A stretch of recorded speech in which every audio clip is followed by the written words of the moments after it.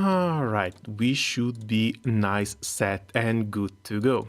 Finally, part 2 has unlocked, and we can start working on the new Sidala style. I've been spoiled a little bit about that one already, but it looks like it's fairly decent, so we're going to have to unlock it and see how it plays.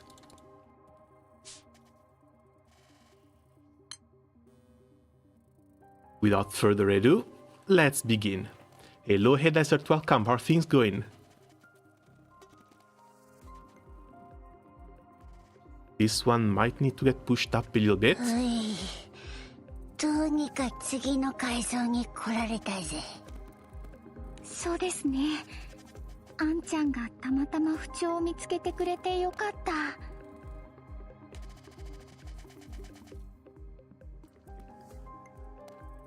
The Nexus Labyrinth Dharma, an interdimensional maze located between the Sky Realm and the Astral Realm. Progress through all of its 300 layers require action embodying mortal essence, referred to as ciphers. The Divine Generals and the Captain has ventured into the Dharma on a mission to find 2 missing members of the 13 Buddhas. But despite tracking down one of their targets, it turns out the existing ciphers have been mysteriously altered, causing the group to get stranded within the labyrinth. まさか逆立ちすることが条件だったなんてラッキーだよね。 Now, the real question is whether characters like Tsukuyomi and the little son can actually help.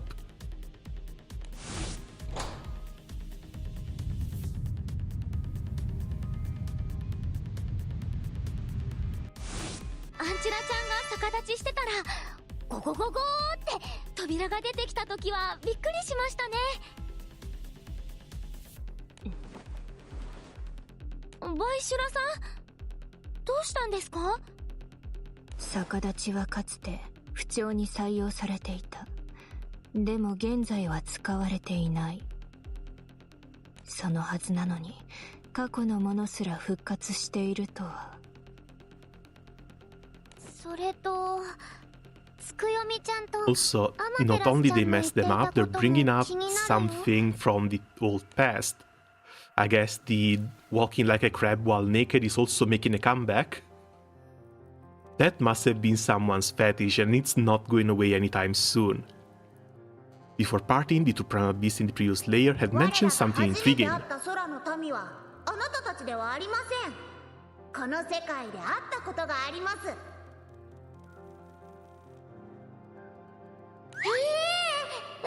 それは誰なの？ And I guess that's going to be normal depending on how long they've been locked in here. Because we know sometimes Sky Dwellers can get trapped into this maze. と一緒に過ごしているようです。おそらく現在もそうでしょう。そうか。青少獣なのです。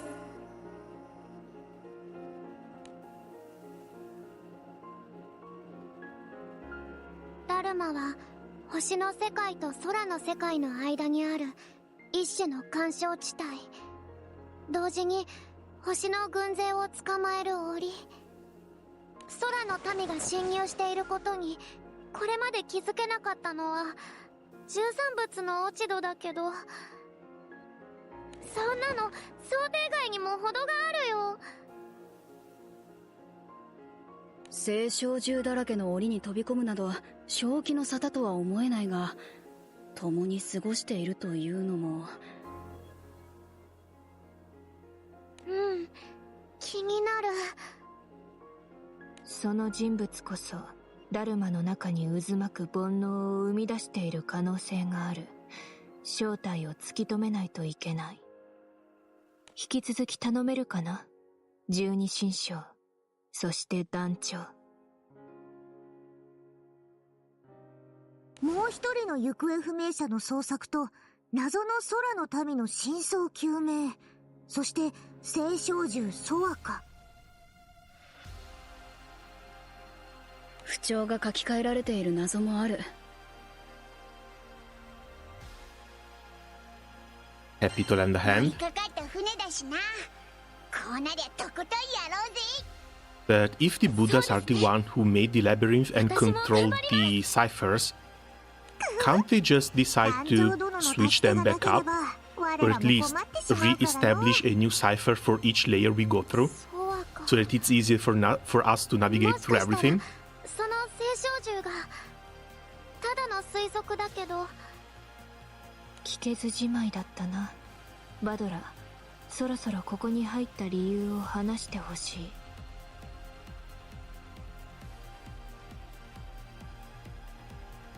異常に気づいてダルマに入ったとさっき言ってたけど、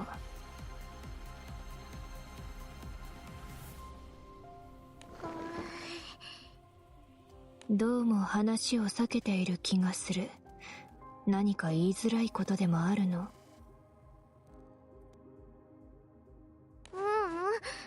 ちゃんと話すよ。僕も中産物の一人だもん。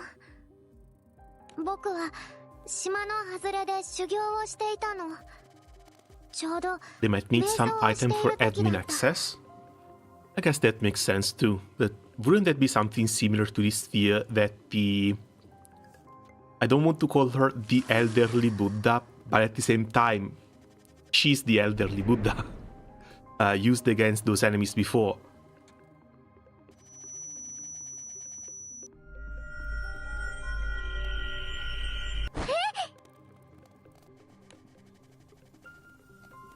Sensing an ominous presence, Badra opens her eyes to find herself in an unfamiliar place. ここは一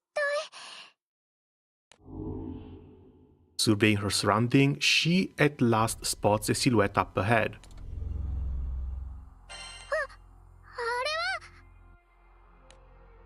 あれは Alright, quests are locked. Badra stands entranced by the mysterious figure. Ada comes into view.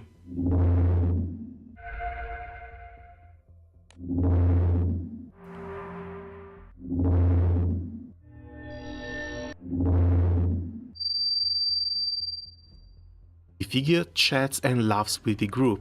Her expression shows no trace of discomfort, no trace of otherness. 僕もあんな風に普通に溶け込めるようになれるの？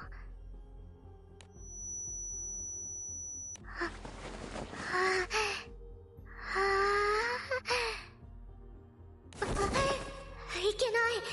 これは現実じゃない。飲み込まれちゃう。Recognizing the impending danger, Badra snaps out of her stupor and harnesses her chi.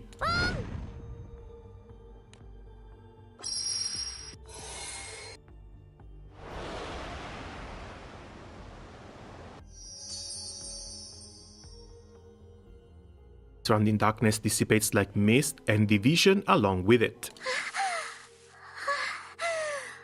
危なかった。けど、この気配は。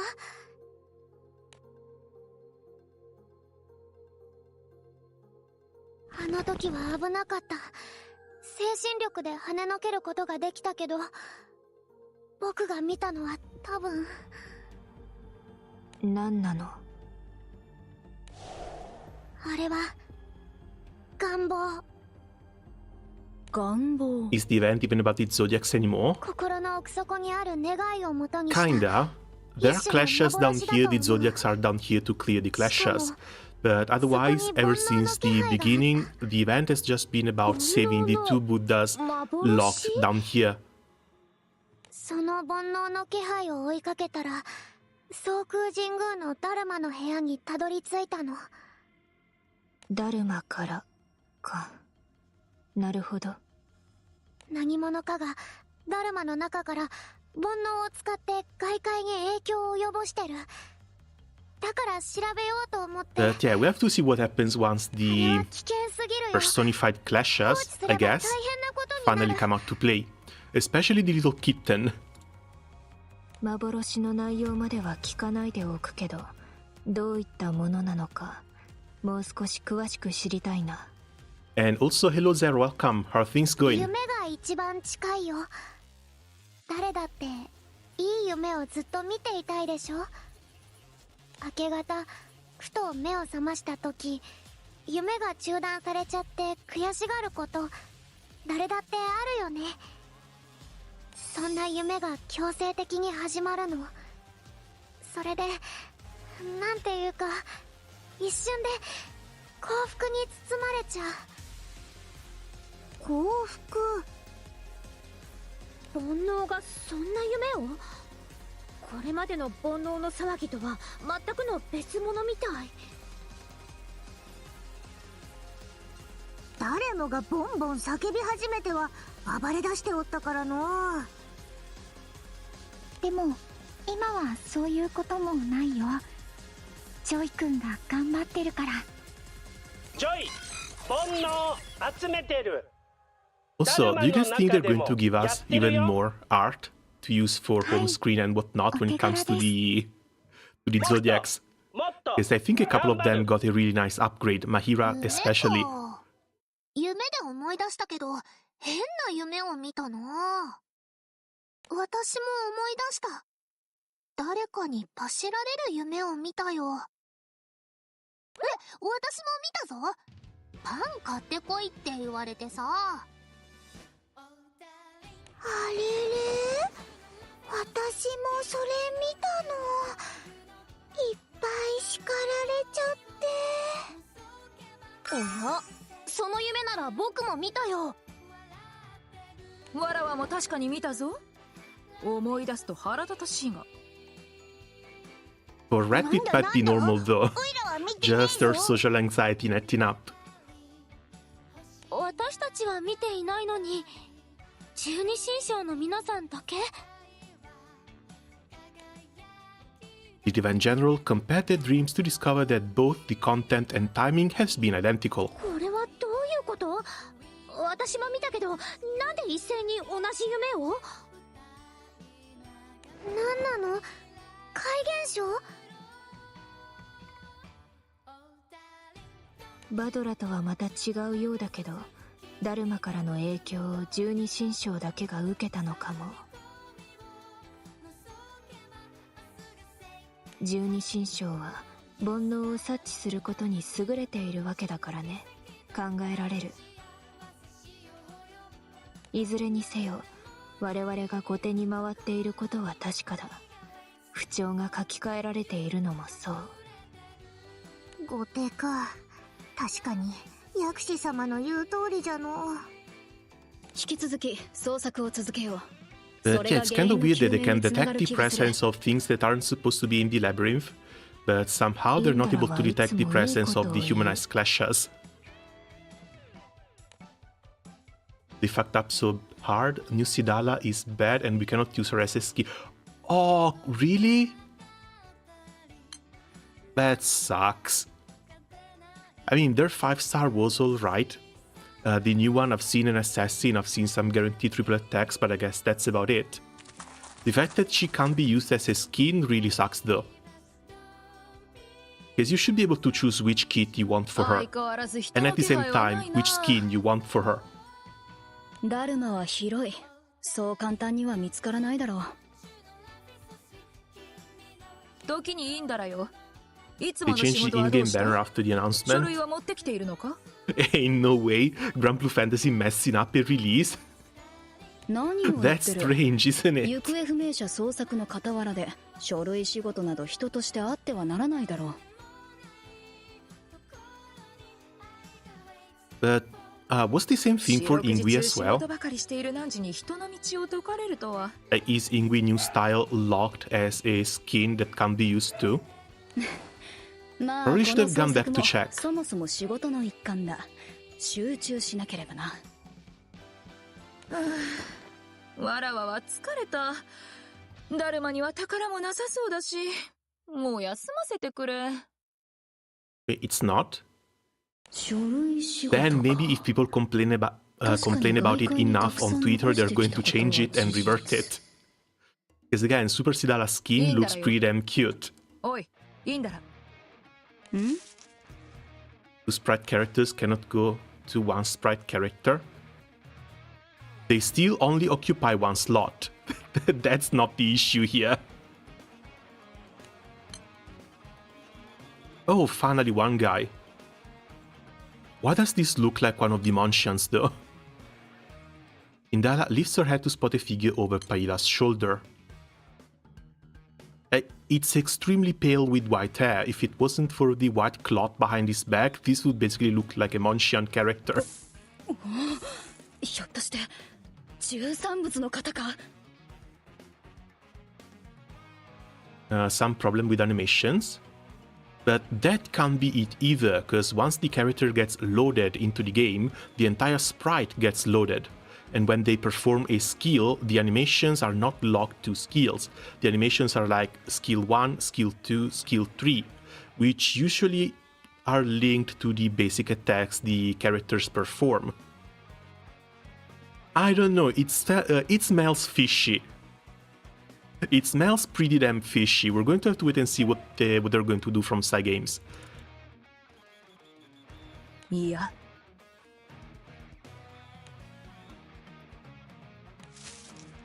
As Paila observes the boy cautiously, Indala steps forward and calls out to him. 私たちは十二神将あなたを迎えに来たんだ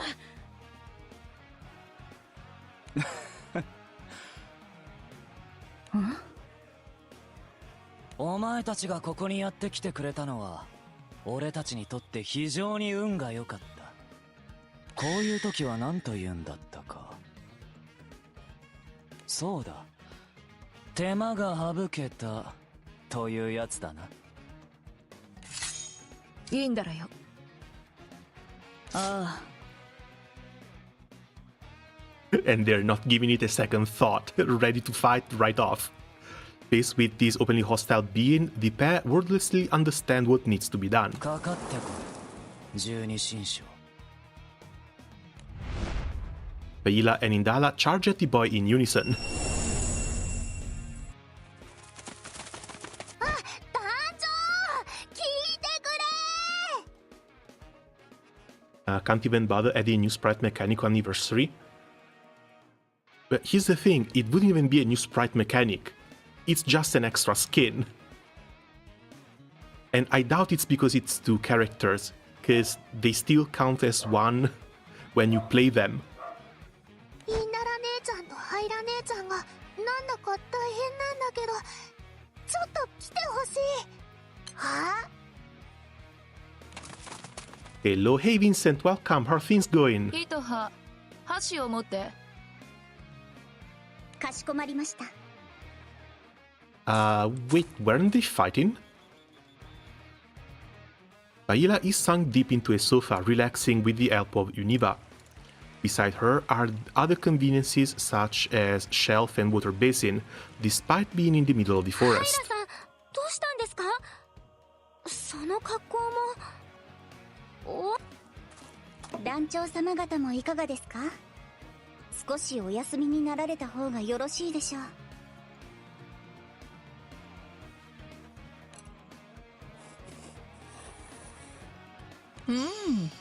うまい。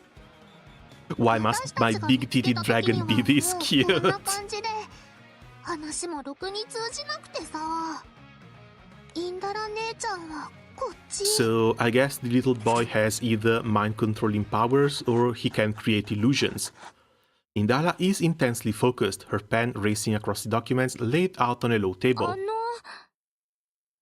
さんは何をしてるんですか Where is the furniture coming from though? 仕事だお仕事 That even suppose that he can cause illusions and trap them into these illusions.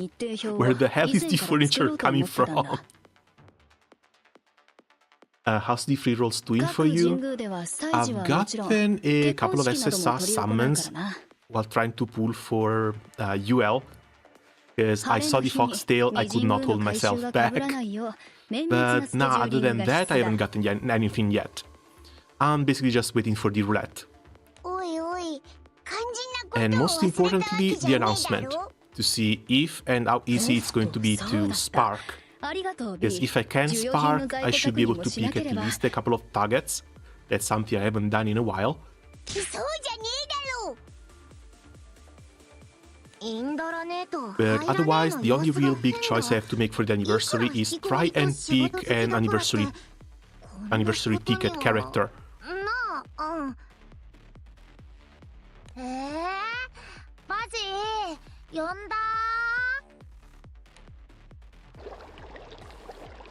Oh, she got trapped too.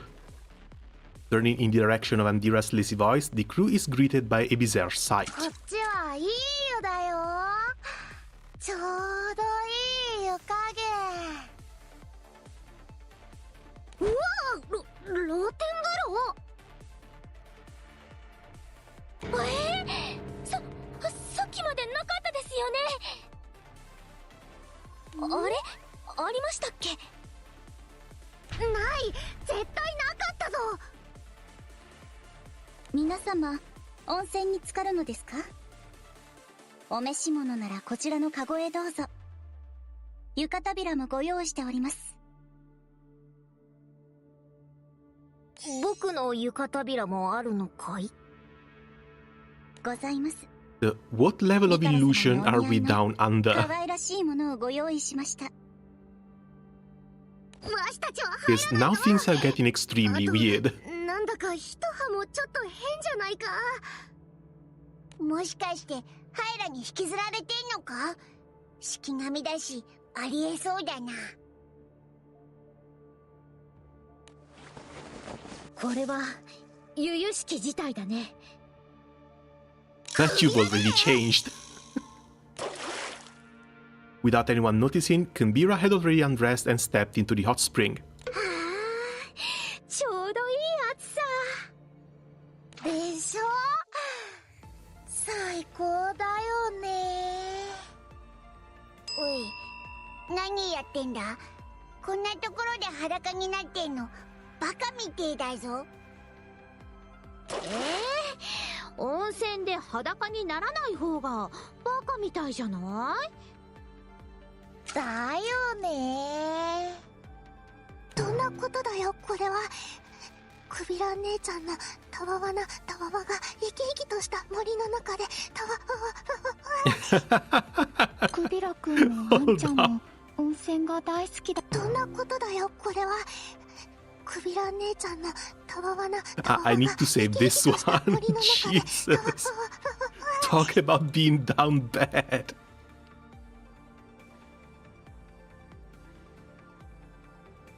クビラくんもあんちゃんも温泉が大好きだけどそれにしても様子がおかしいねやれやれ落ち着いて刮目すれば何ということはないだろうに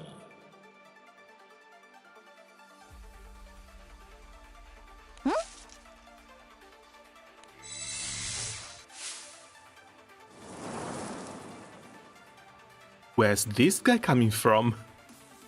Suddenly, a dark shadow appears in front of Vajira, sending an ominous glint in the direction of each bizarrely behaving individual.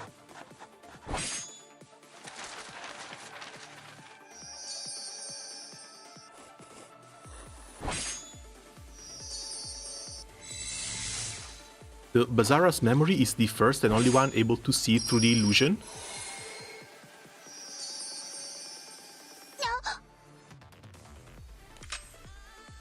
By the time the captain and company realize the glint is actually the flash of a sword, the blade has already been sheathed.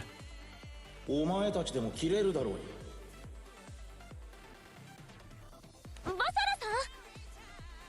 Now that's a face we haven't seen in a while. Specifically, since Vajira got her 5-star. How long ago that was? 2, 3, 4 years at this point? 私は何をずいぶん長く休んでいたようなあれ何してたんだっけみんな元に戻ったならよかった一安心ですこれらは全て煩悩によって作られた幻のようだバサラ兄が今のは煩悩で作られた幻って言ってるぞYeah. When Vajira had to get her 5-star on cap, she had to commune with the spirits of the old ZODIACS. And Brozara was the old dog Zodiac. I can't remember if this is some sort of leftover spirit or just a memory of something, but he now lives inside Vajira. Vajira's voice, which dwells within Vajira's sword, can only be heard by Vajira herself. 幻？僕が見たものと同じだ。幻か。けれど、それにしては現実味が。温泉の湯気すら確かに感じ取れた。幻だが、実体を持つ。お？バサラ兄が実体を持つ幻だって。いや、今オイラたちも聞こえたぞ。男の声がいきなり幻だが実体を持つって。あ、それはバサラ兄の声じゃないか。何？俺の声が聞こえるのか？わあ、バサラさんの声が聞こえます。これまでお話できなかったのに。そうか、これも煩悩か。このダルマの中では願いが妙な形で叶うようだ。そうか、バサラにみんなと話したいって思ってたんだな。違う、その方が面倒がないと思っただけだ。いちいちお前を返さなくて済むだろう。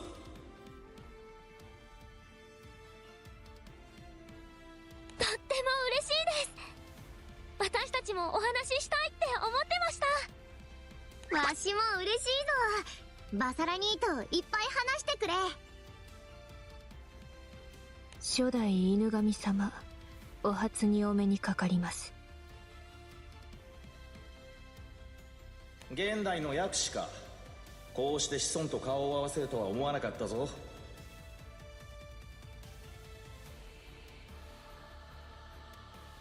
バサラ様は刀で煩悩を切ったようですが、物質にも干渉できるようになったと。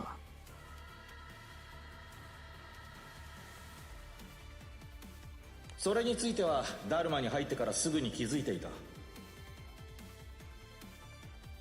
バジラが歩く振動、鞘に当たる風や日光のぬくもり、外界での感じ方とは違っていてな。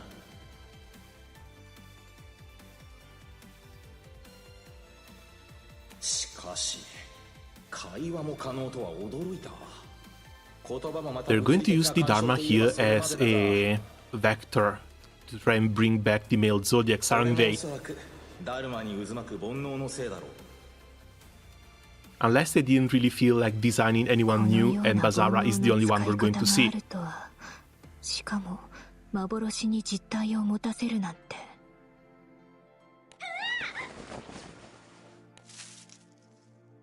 Captain and company turned to see Kumbira peeking out from behind the tree, having quickly hidden herself. 私、なんでこんな格好を。今さら気づいたのかよ。団長、見た？ Would that change anything? Yeah. そこは見てないって言って。なんだかクビラが散々じゃな。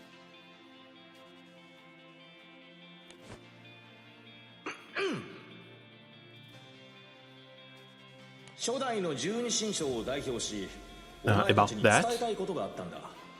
いいか？ Yeah, I heard they were supposed to get a free character for this anniversary. I guess the どうしたんだ？ Zodiac pick ticket is completely out of the こん way. なゲートは魔物ではできない。 I get the feeling said free character is likely going to be Bazara now. その通りです。敵の正体がはっきり Because してきた以上、 for sure it's not going to be any of the new characters they're introducing. All of the Buddhas are going to be yearly drops. いいか？ As well, 聖 the 書獣は敵だ。お前たちは quote-unquote enemies, or at least enemies for now, the two men, the cat girl, it's far more likely that they're going to be added to the gacha so that people can spend pools or money for them. おお、手慣れているな。アニラがそのよう If な we こ have と to もでき get るとは知らな anything かった。 related to the Zodiacs, it's likely going to be Bazara. そうじゃろう。Sorry. Because again, a Zodiac Peak ticket was not going to happen.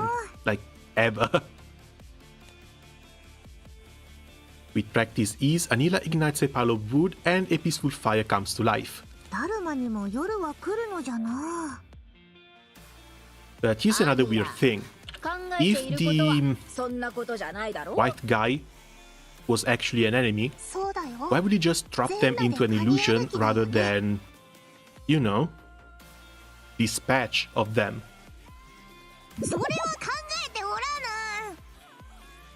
しかし現在でもその不調がもし残っていたらと思うと背筋が寒くなるな。困っちゃうよね。誰がやることに Yes, it looks like once they were distracted by those illusions, they could have made for really easy work. カニ歩きはしてないから。 I wasn't walking sideways. So it looks like the personified Clash's objective is not to get rid of the Zodiacs. 我らは団長殿の気空団で青少獣と親密になったからの。いつも楽しいよ So ね。 what the hell are they doing down here? サンダルフォンさんのコーヒーもとっても美味しいし。うししし。牛神宮の牛乳も使ってもらってるの。美味しいラテが飲めるよ。うん、私もあれは大好きだ。サンダルフォン殿のコーヒーにシャトラの家の牛乳が溶け合って一口飲むと心まで温かくなるかのようだ。あれはこの時代でないと生まれない一つの象徴かもしれないな。 Oh, not to mention, did Paila and Indala forget about that meeting? Why are they not warning everyone else that they met a strange person down here? そしてこれからも紡がれていくよね。かつては敵だったかもしれないけど。 Yes, surely someone who can trap anyone into an illusion is a massive danger. ベカラの言う通りじゃの。つまり青少獣は敵ではないとアニラはそう言いたいのだな。残念ながら時に戦うこともあるが、それは絶対とは言えぬ。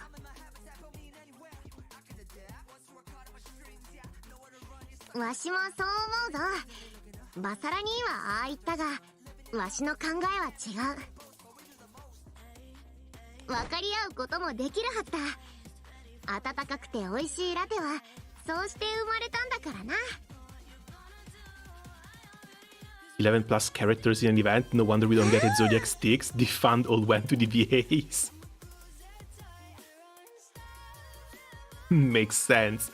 But then again, if they really give us the Bazara as a free character from this event, that's at least still something, and technically it's still a Divine General. Not one you need to pull for though. So it doesn't save you any pulls from the gacha. So the Divine Generals reach a consensus that primal beasts are not inherently their enemies. Meanwhile, Captain and company converse inside a tent with the two Buddhas, Vajra's sword resting beside them. 13仏は総空神宮しかないけど、12神将っていうのは各神宮に散らばっているのにね。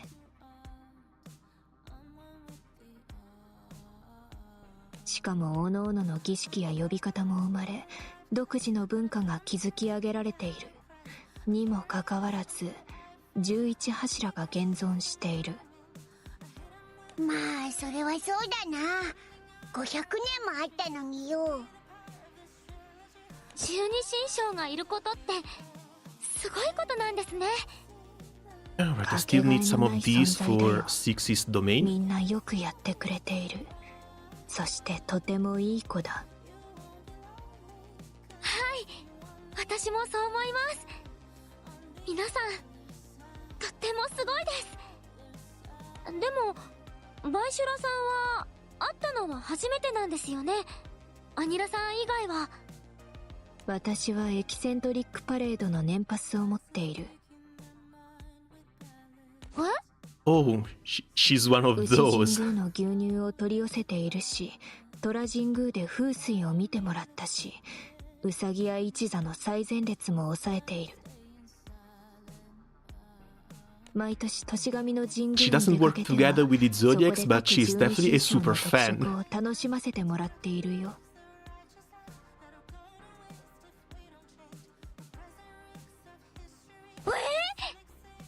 初対面って話じゃ。どこも参拝客が多いからね。いちいち自己 I 紹 heard 介 that なんて Six し is な now い good よ。 once again for dark だから bursting. 覚えられることもない。 He's got some easier way to get た stacks. だの客として言って So んのか yeah, but よ。 honestly, I never really gave up Six for Dark Burst. Mostly because I've never gotten what's his name? 私はあの子たちが元気にしているのならそれでいいんだ。 Not a year. Bowman. なんかわかっちゃいました。バイシュラさんは Ever since I've got the Arish, my Dark Burst has always been Six, 大 Ilsa, 好きだよ。 and Tira, which was then replaced by Valentine そう Sidala. ならもうちょっと優しくしてやっていいんじゃねえか。青少獣の件とか特に。 I guess nothing really changes for me other than maybe getting a little bit of a higher number. 私が大好きであれば問題ないから。そんな。あの子たちには十二神将らしい振る舞いをしてほしいと思っていたが、いつしか変わってしまった。いや、一人の人間が変えてしまった。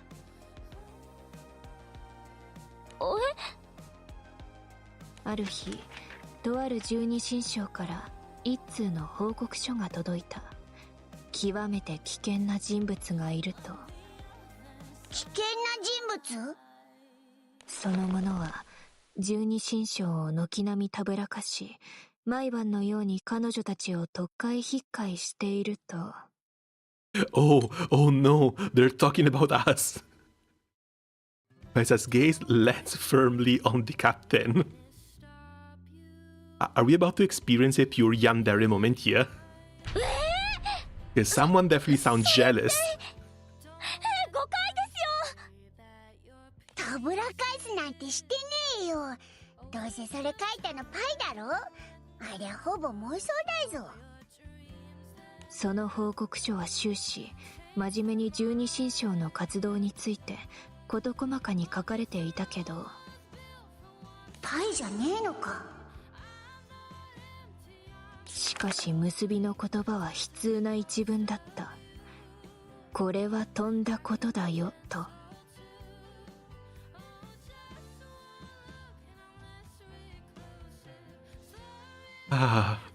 Little Tiger almost got us taken out just to get rid of her competition.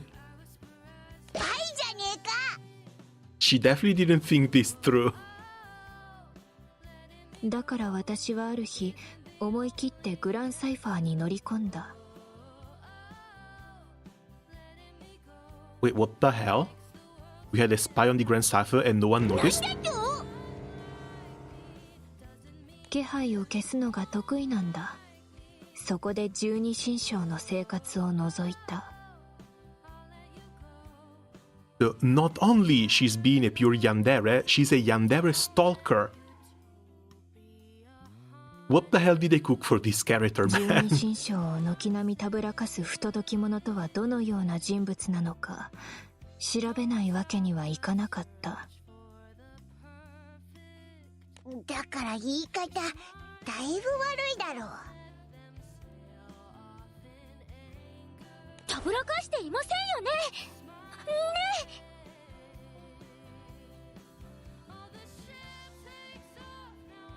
この目で見てみたら驚いたよ。十二神将どころか青少獣までたぶらかしてるのだから。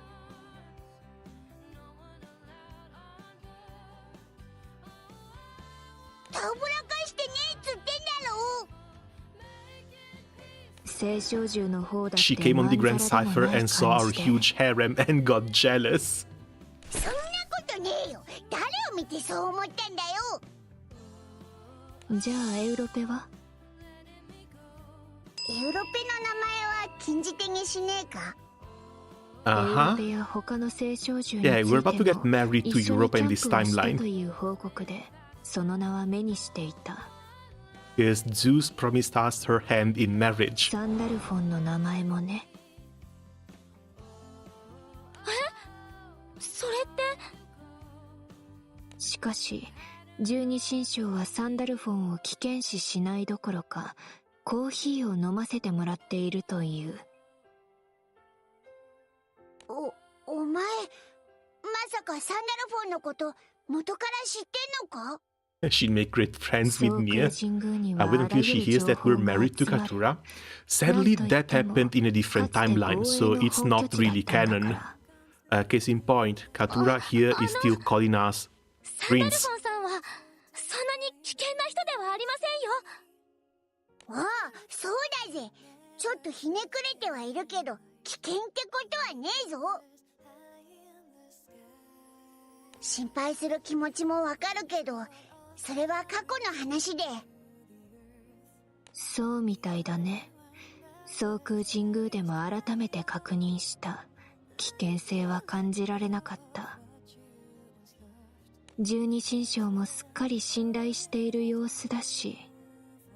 ただ、十 However, 二神将はサンダルフォンというより団長に全幅の信頼を置いているからだとも読み取れた。団長、君が彼女たちを変えてしまったんだ。君の影響力は大きすぎる。 please don't pull at 十二神将は言っ Zoe. てみれば対 Your 聖 influence 少 is 獣 too の great, 最 so you 前 have 線 to に go. いた Please 戦 don't 士 pull だ。 at Zoe. それが獣と仲良くなんて。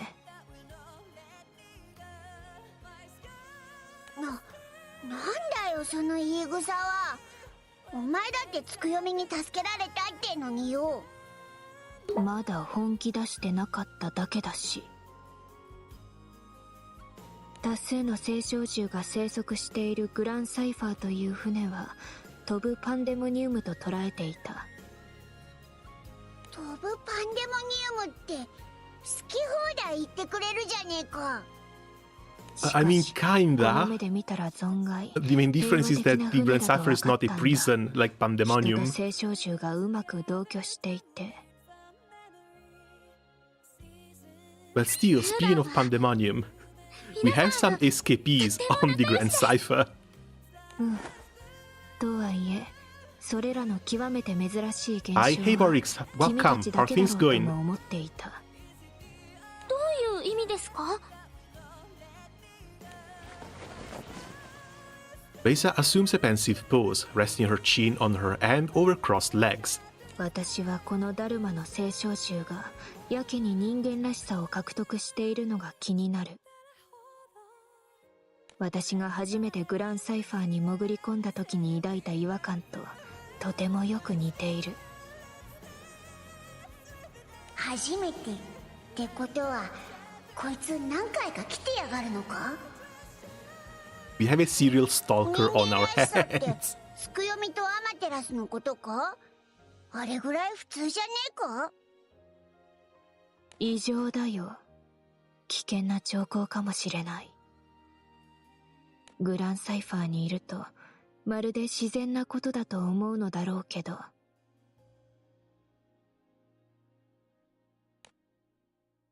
Alright, no, chill. She claims this is a sign of danger, but primal beasts becoming more human-like is the complete opposite of it. Especially since by becoming more human-like, they can live amongst the humans a lot more easily. We are running around the skies achieving world peace between humans and 500-year-old weapons of war, basically.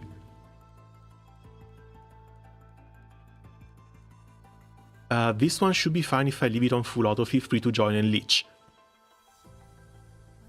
It's like, contrary to something that the writers said once, primal beasts can actually change. They can grow up, change their minds, change side, and by doing so, become a lot more human. I think the main reason why she's scared about this change is the fact that by changing their behavior, primal beasts might start mimicking the behavior of real humans, and by doing so, accidentally decipher the keys that might let them move from one tier of the dimension to another. And under this side, she might be correct. But at the same time, if they start mimicking human behavior and they become a lot more calm and peaceful in the process, even if they get out, all they're going to find is a world with other humans which for the most part are no longer that against the idea of living together with primal beasts. So actually not that big a deal. She's been really worried about nothing. Wonder if they make the cat Zodiac a grand or a free character. I think we haven't seen the cat Zodiac yet. We might be a bit early in the event. If it's the one that was stalking us before, I don't know. Because if they make her a grand, there's a higher chance for that people are going to pull for her. But they're also teasing the release of a free character on the 11th. The character that at this point might flip-flop between Bazara or the cat Zodiac. We're just going to have to wait and see.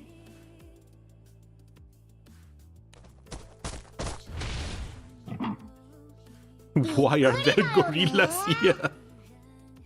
Primals have lost their original purpose, so they had to adapt. Yeah, we had the entire Geo event around this topic.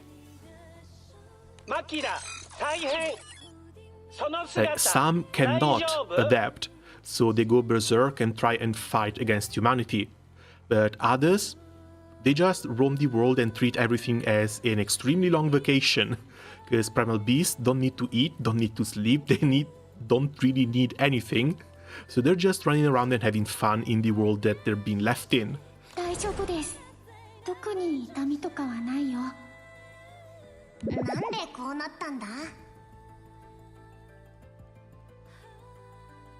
Why did they turn into monsters?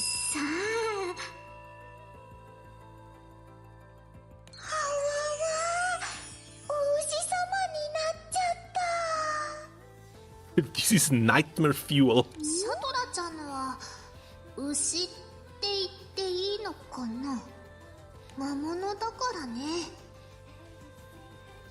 Oh, come on. Yeah, you have Bai and Huang, and you can't even make one of the tigers white? It's one layer of color, bro, come on. A little bit of effort.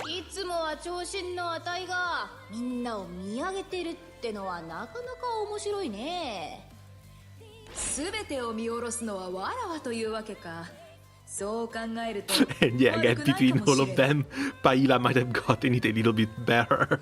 ハイラは順応が早いな。私はとても動きづらいぞ。皆さんが魔物になってま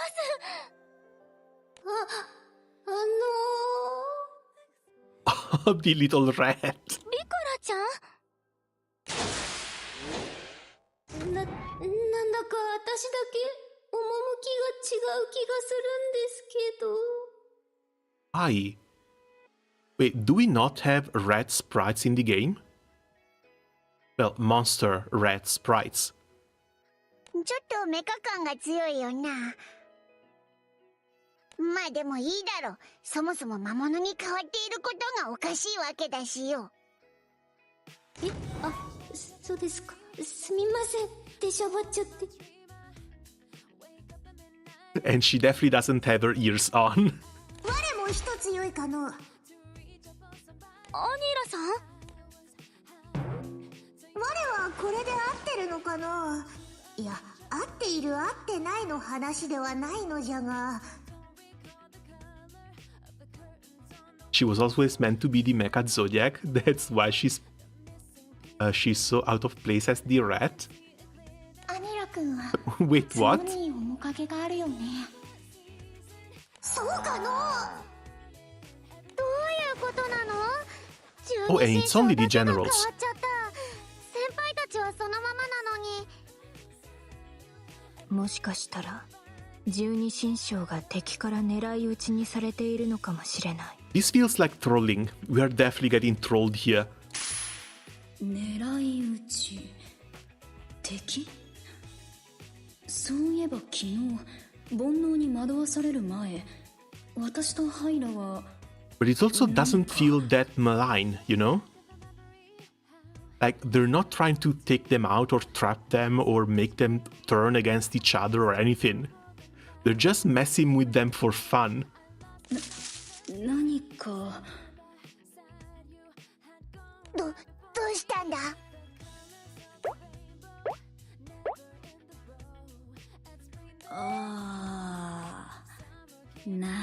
？If the whole Zodiac just randomly transformed, that would be funny. I am still holding out hopes that the horse Zodiac is actually going to be from Uma Musume. Like, come later this year, they're going to have an Uma Musume collab, and since the canon horse Zodiac hasn't been seen in over 100 years, they're just going to bring either Golsilius or another one of the Uma Musume girls to act in as the current year Zodiac. わらはもう忘れてしまった。様子がおかしいぞ。今ヒンダラは何か大事なこと言おうとしてなかったか？なんか昨日ハイラと一緒 I に just pray they don't make the horse say the joke come true. いや I think they squeezed that meme hard enough already. It was funny on that April Fool's. It's been living on with us for a little bit at this point, but it's kind of time to drop it, isn't it? なんか知らない人と会って、いやもし Oh, か they're したら finally remembering. 知ってる人だったかもしれぬが。何要領得ないことダラダラ言ってんだ。誰かと会ったってのか？Come on. 忘れてしまった。 God damn it. The moment we know we're not alone is the moment everyone is going to be on alert. 人探しをするか。そうじゃの。正気なの？いや、正気じゃないよね。バドラちゃん、前から思ってたけど。何？かわいいよね。ねえ、僕も思ってました。仲良くしたいです。愛くるしいじゃないか。もっとお顔を見せておくれよ。ちょっと落ち着いたし、わしたちと遊ばない？ You girls have been turned into monsters. Things have definitely not calmed down. 何も落ち着いてないと思う。もしかして姿だけじゃなく脳も魔物に近づいていってる？何We need a stick. We need a fairly resilient stick, because we need to go around and bonk all the divine generals. As panic overtakes the crew, a deafening sound shakes the ground beneath them.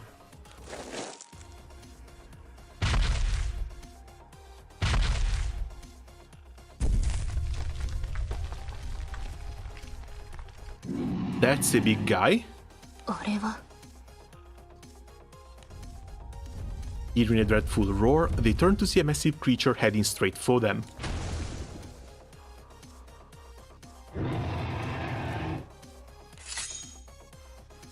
十二神将はここで待機。あの聖唱獣は私たちが対処しよう。団長、バドラ、行こう。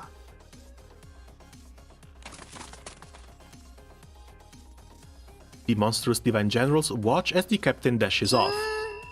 団長さん。 Can we finally get some combat sprites for these? 団長くん、頑張ってるね。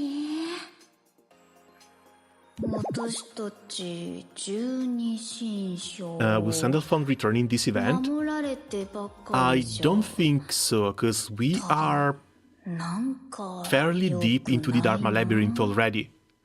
I don't know if there's doors from outside that a random guy like Sandalphon can open. 十二神将出陣 Could Samantha's rank be good enough for substitute? Wait, what?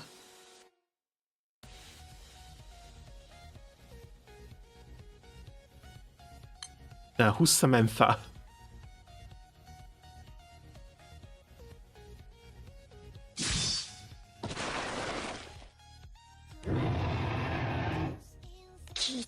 Like the... Oh, the elephant. She needs to be summoned though. Also, can they really fight in this form? Darting past the captain, the boat charges at the enemy. クビラさんだったっけ誰が誰かわからないよ。クビラだよ。見てわかるでしょ。ちょっと難しいかな。団長ばかりに任せるのもあれだから。それが12の責任使命とかそういうのだから。Oh, they're forgetting the term Divine Generals too. さっきよりもふわふわしてねえか。 We need to find the cipher and get out of here fast. Real fast. 力を合わせようか。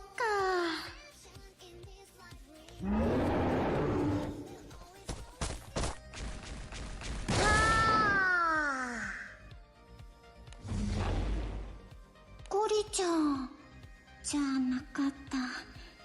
あんちゃんが右足にぶつかった。 Didn't expect to see Godzilla in GBF, not on my bingo card. Wait, is this even the first time it happens? Oh, I guess it is Gorilla versus Dragon.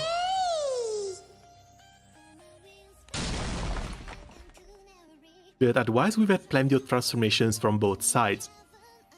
The Divine Generals slam into the behemoth one after the other, driving it to the edge of a nearby crag.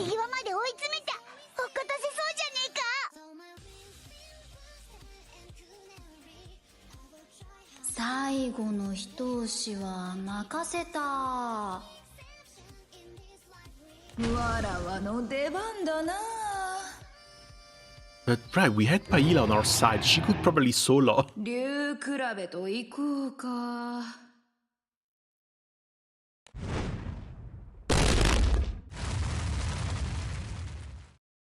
Paila launches herself at the enormous beast.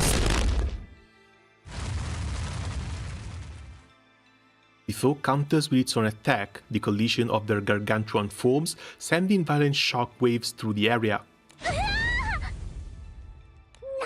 よこの戦いは。十二神将だよ。 Oh, this needs distinctions to be hosted. できるほど十二神将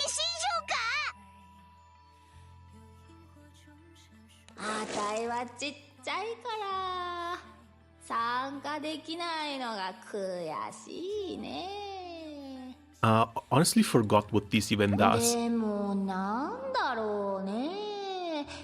この耳に聞こえるのは。はいら、頑張るの。 Maybe we're going to be fine like this. 頑張相撲と行くか。だるま場所の開幕だ。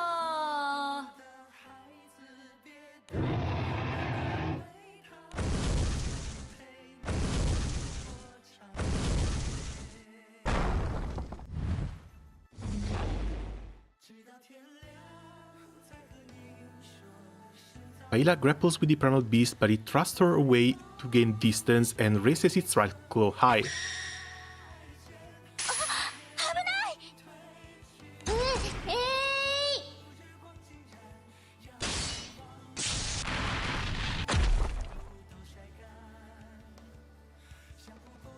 Diving between them, Vikala intercepts the mighty creature's powerful blow and collapses at Anila's feet. いいから大丈夫かの。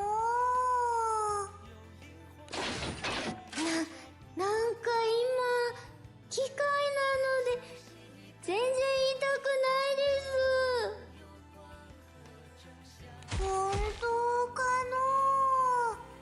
怪我がないかよく見せてほしいの。リカラが作ったこの隙、わらわの好機とするぞ。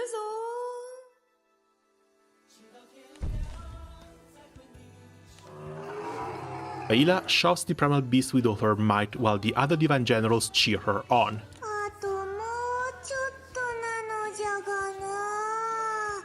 僕は手あるけど。私に至っては何にもないな。Poor Snake. なんだよこの会話。頭がおかしくなりそう。じゃあ僕がみんなの分も応援するね。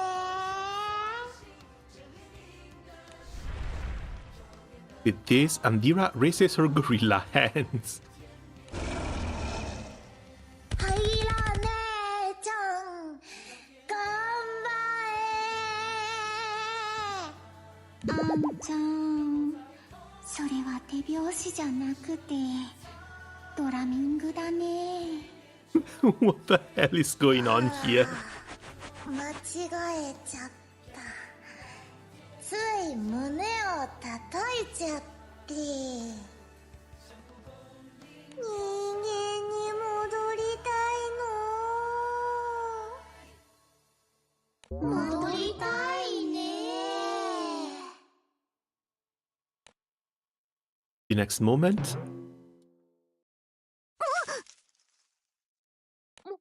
Wait, 戻った。 it's just a matter of desire?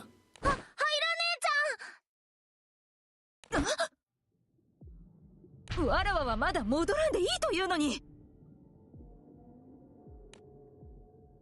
Having reverted to her original form in the midst of wrestling with the giant creature, Aila finds herself about to be crushed.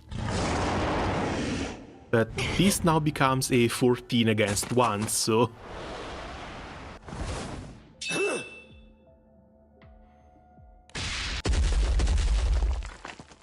They're bringing full reason to this. A figure leaps out of nowhere and kicks the massive beast, causing it to finally lose its footing.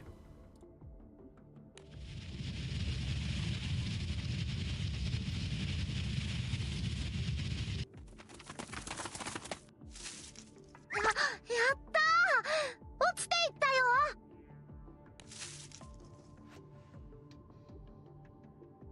Dancho and company looked down to see that the creature had disappeared into the clouds below.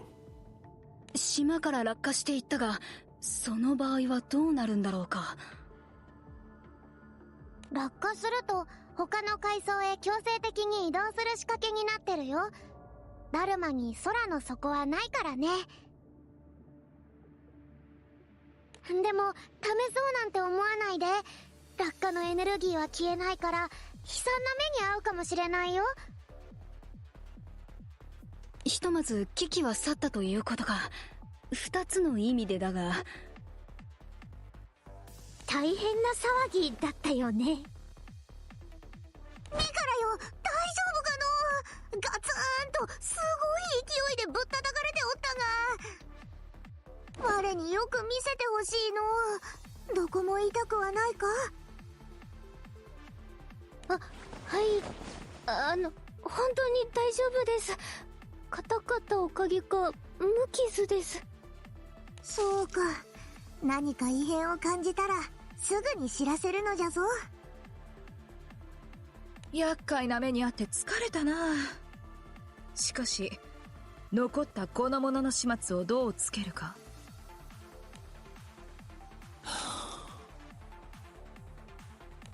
Who the hell? Despite his wolf-like appearance, the rescuer stands upright on two legs and is fully clothed. なんか止まってるぞ。青少獣なのか？ It's good that it's not attacking us, いいえ、 but at the same time, a 魔 hello 物でしょうか？ would be common 助けてくれ manners. たみたいですけど。それは私たちが探していた行方不明者の2人目、生死の座のマプラだよ。Sometimes I remember AC Shadow is supposed to launch this month. They've been weirdly quiet about the last shot. They've been weirdly quiet because they're being sued by the Japanese government for more than just one thing.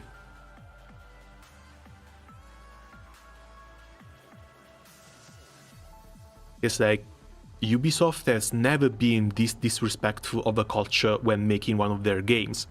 This is the first time, and it feels like AC Shadows was basically designed based on hate. And now, rightfully so, they're getting backlash because of it. Because everything we see about that game, it's nothing but... how do I call it? It's basically racism against the Japanese. Not even the sacred locations are safe, because you can run into temples and completely destroy everything. Hold on. We have a field still.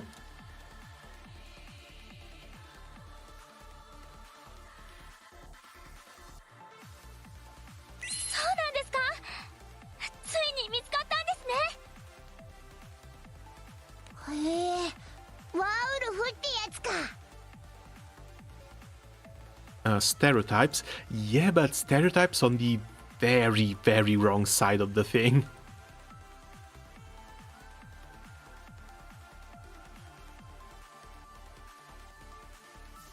Alright, Ray swapped with Mir, so we can't use the third skill. That's too bad. いや、俺は違う。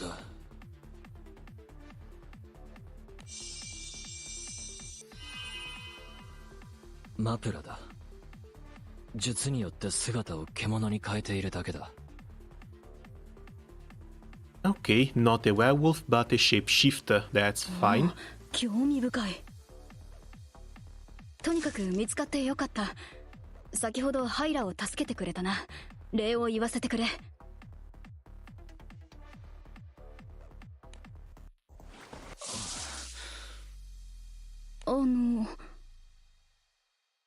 マプラは若い女が苦手なんだ。よく気味悪がられるものだから、本人は細心の注意を払っていてね。気にしないであげて。And of course he has to be afraid of women. 君たちに悪いことはさせない。悪い人間なのか？俺は悪い人間じゃない。あと、礼はいらない。俺を救助しに来てくれたんだろう。しかし、俺みたいなおっさんが若い女性と会話するのはちょっと。と伝えてくれ、バイシュラ。そう言って私とは普通に会話するのが腹立たしいな。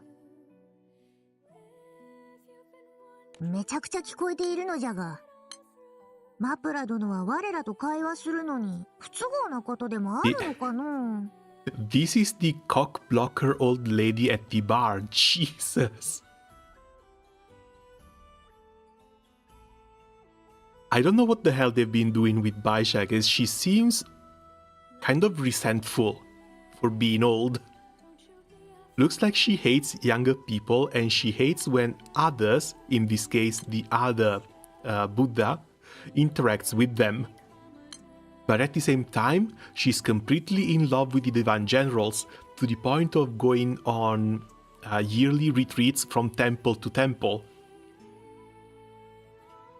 通報されるかもしれないし、だから俺のことは気にしなくていい。我らがどこに通報するというのじゃ。秩序の気空団とか。しませんよ。いいんだ、無理しなくて。気持ち悪いだろ I mean, this is some pretty deep-seated trauma that bro has gone through. 過去に何かあったんですか？ God damn it. Am I an NPC or are the Granblue fantasy writers in my head? This is the second time this event that they managed to write, well, to predict something I would say. なんだろう、妙なシンパシーが。まあ何にせよ見つかってよかったぜ。そうですね。当初の目的は達成しましたから。As everyone gathers around Mapra to welcome him to the group, なんだか妙だね。Makura alone stands apart, studying the man with a steady gaze.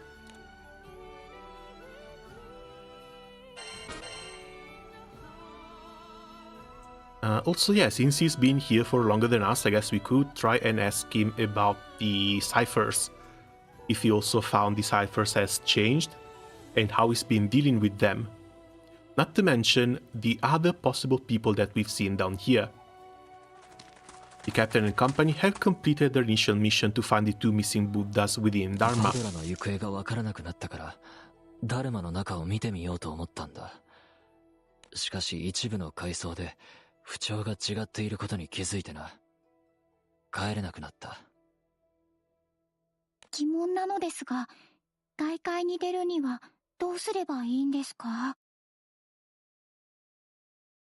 不調で出した扉を5回か6回連続で通れば外に出られるよ。当初は外界に出たり入ったりを何度か繰り返して捜索を続けるつもりだったんだよ。つまり不調があっていない限り外にも出られないと。そういうこと。すまない。謝るから訴えないでくれ。俺が悪かった。訴えません。大丈夫です。確認したかっただけなので。確かにそうなんですね。これは困りました。と言っても我らは外に出る前にやることがあるからね。煩悩の原因を突き止めないとね。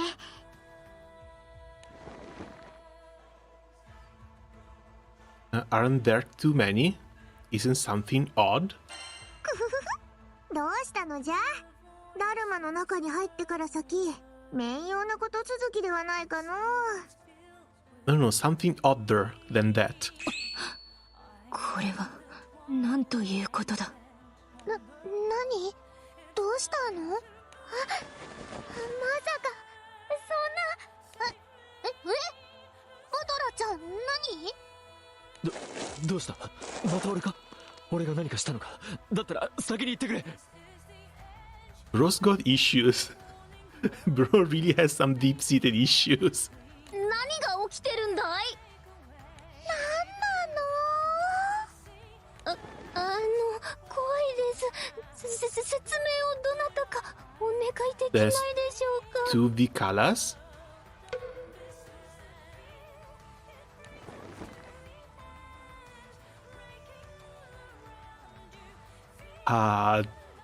That might not be necessarily a bad thing, but it depends on how they got split.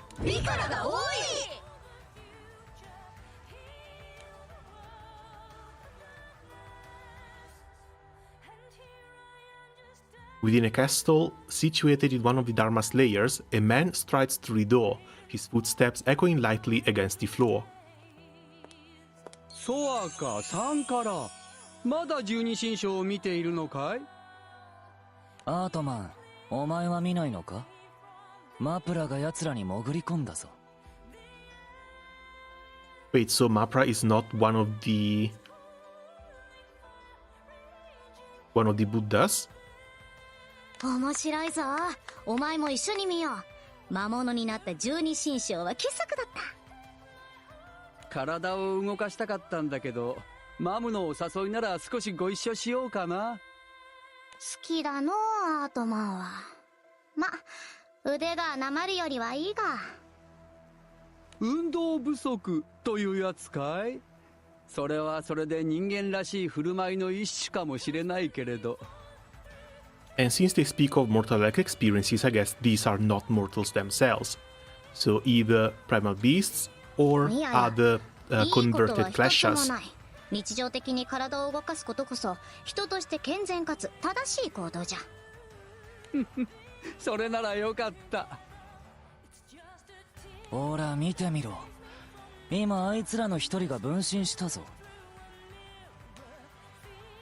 The three huddled together in front of the screen, watching shoulder to shoulder. So this is seriously just a show for them. 僕がビカラだよ。The yin and yang Vikalas argue from a distance, leaving the captain and the crew utterly bewildered. Oh, Gamma 100. どっ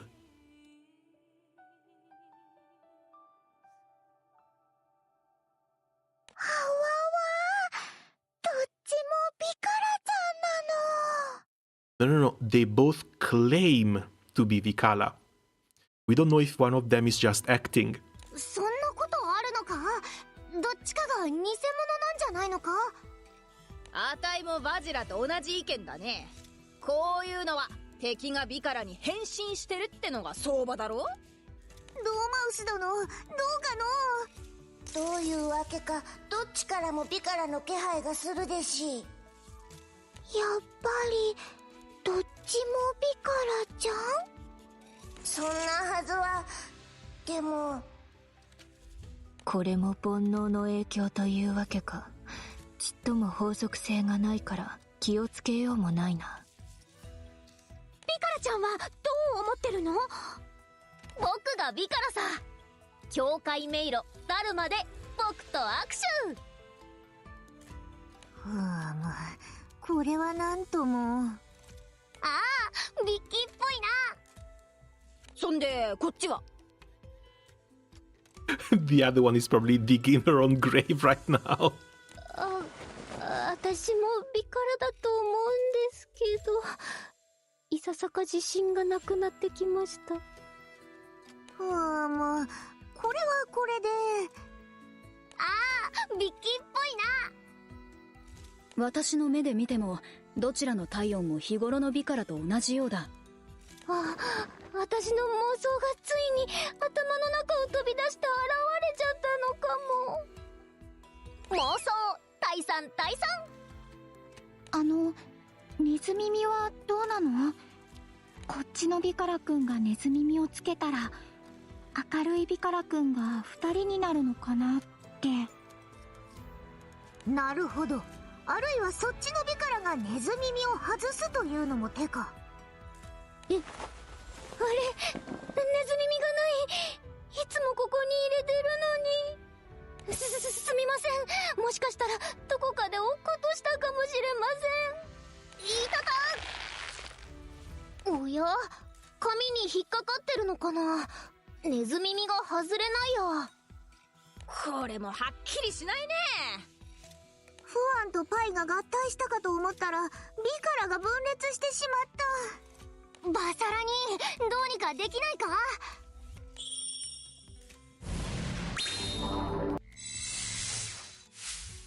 便利屋のように呼ぶんじゃない。まったく。そうは言ってもバサラには出てきてくれるじゃないか。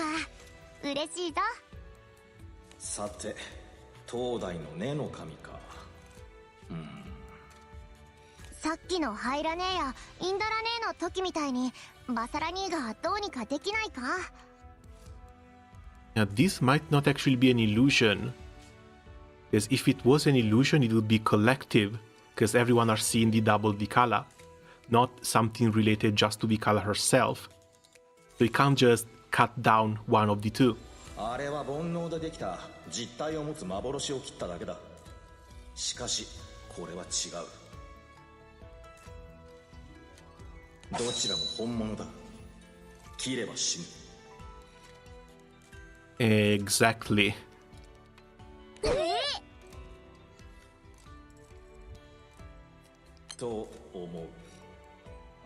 っても初めてのことだ。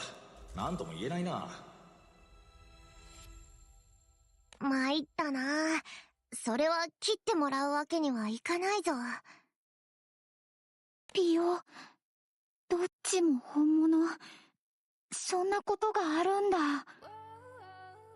現在のダルマは心の片隅で抱いたわずかな願望が妙な形で叶ってしまうのだろう。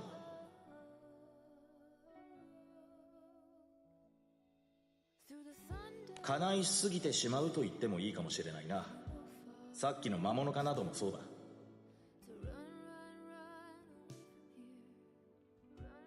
叶いすぎる。願いが過剰に。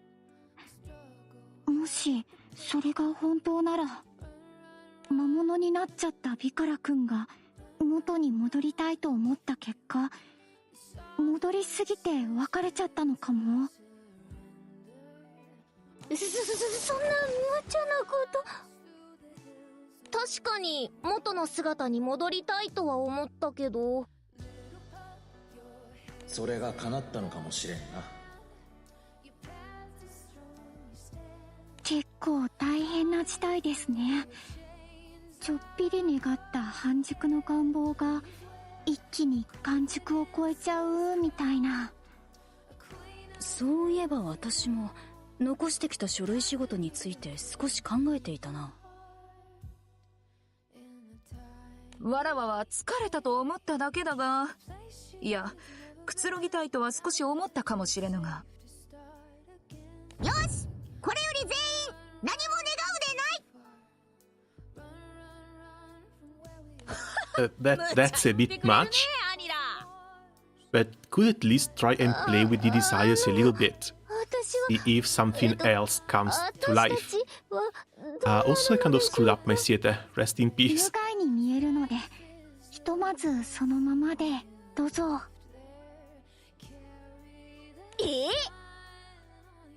心の中で願ったことがどこまでも暴走している状態じゃ。コントロールが効かぬ。ビカラよ、 I wanted ZODIACS, thanks.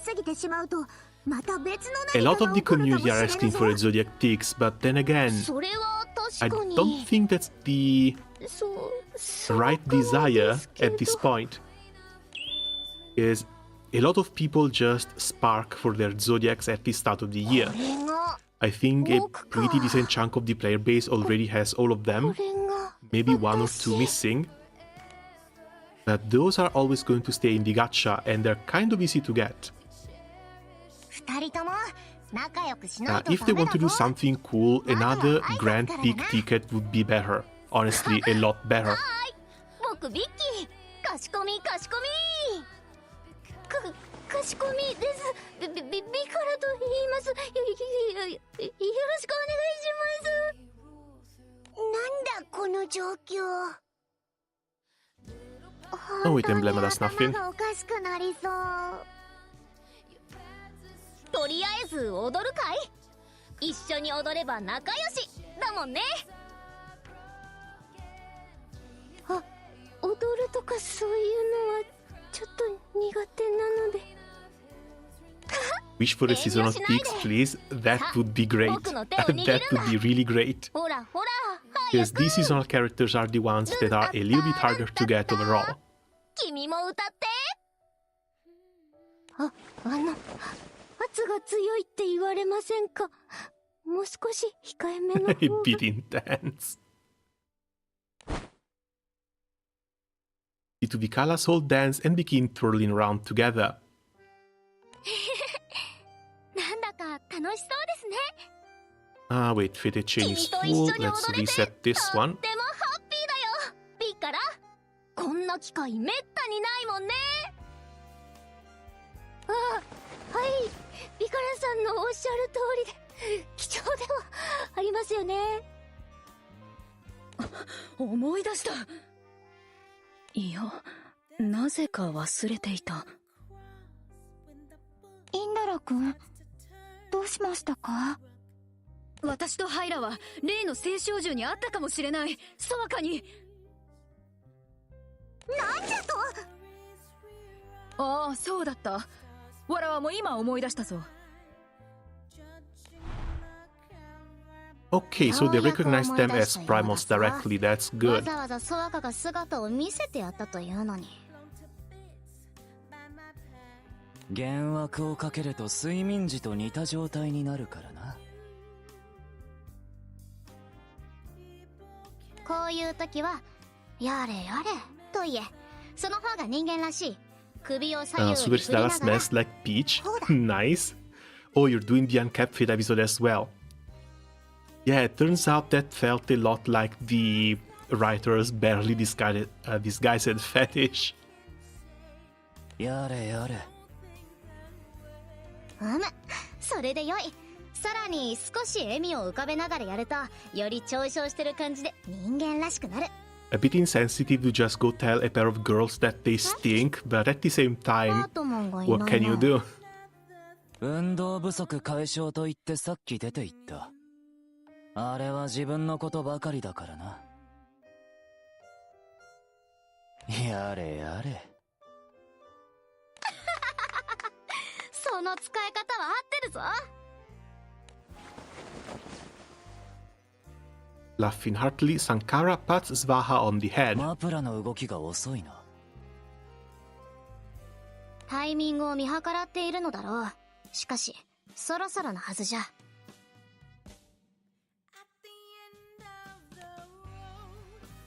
Right moment to do what? Because again, if that was acting, Bro deserves an Oscar. 私とハイラがマプラ殿の捜索を続けている時、いきなり目の前に現れたんだ。ここがダルマである以上、それは聖少獣の可能性が高いが、なぜソワカだと？確証はない。ただその直後にわらわたちは例の煩悩騒ぎを起こしたのだ。敵対心が見えたため、私とハイラは目標を捕獲しようと攻勢を仕掛けたんだが、気づけばあのようなことに。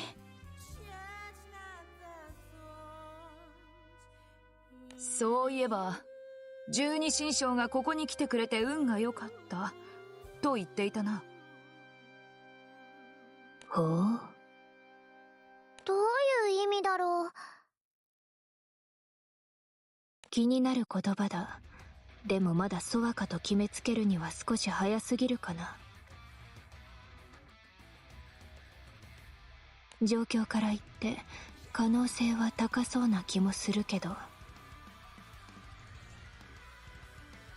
十二神将を狙っているとすれば、彼女たちを呼んだ私の判断は誤っていたのかもしれない。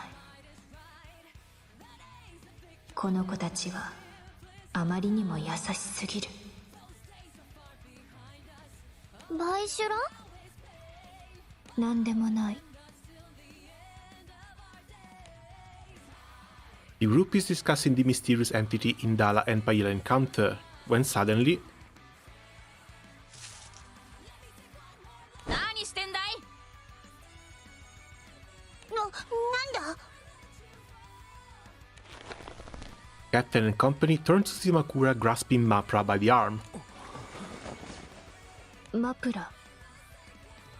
こいつがジョイに何かしようとしてたんでね。こうして取り押さえたところだよ。ジョイ、大丈夫かい？平気だよジョイ、とっても元気。いや、俺は何もしていない。それよりも腕を組んでいると誤解される訴訟のリスクが。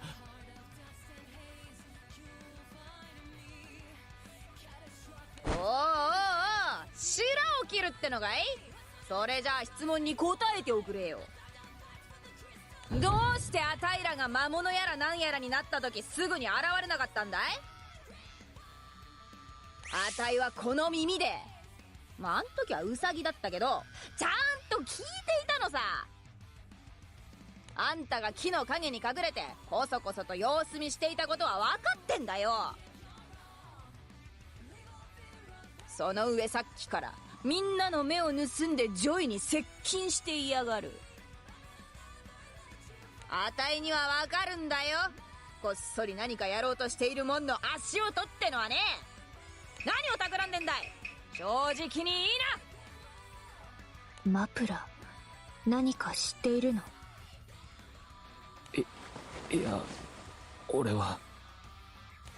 Siding with the primal beasts? But why would he? Having retrieved her massive azure gemstone from the subspace once again, Baisha holds it at the ready. 何を知っている？3つ数える間に答えろ。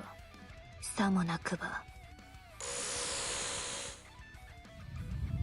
The gemstone begins to emit light from within, suggesting it is poised to unleash a powerful force at any moment.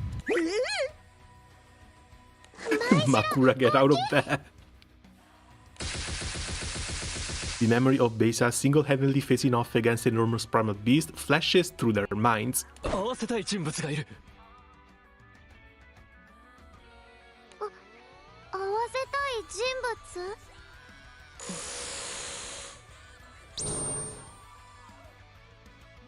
Although Beisa keeps the huge gemstone raised, its light fades into silence.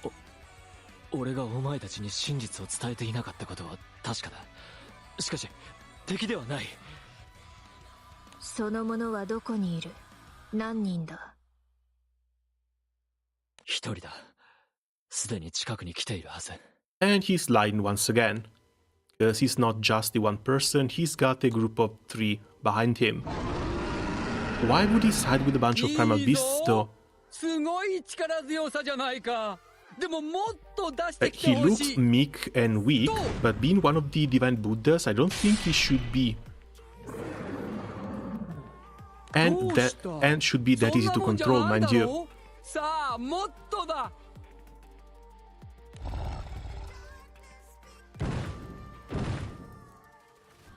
The monster turns away from the man and darts deeper into the trees. 良い戦いだった。ぜひまたやろうじゃないか。Oh snap, no wonder Beisa's weapon looked familiar. It's the Star of Eden.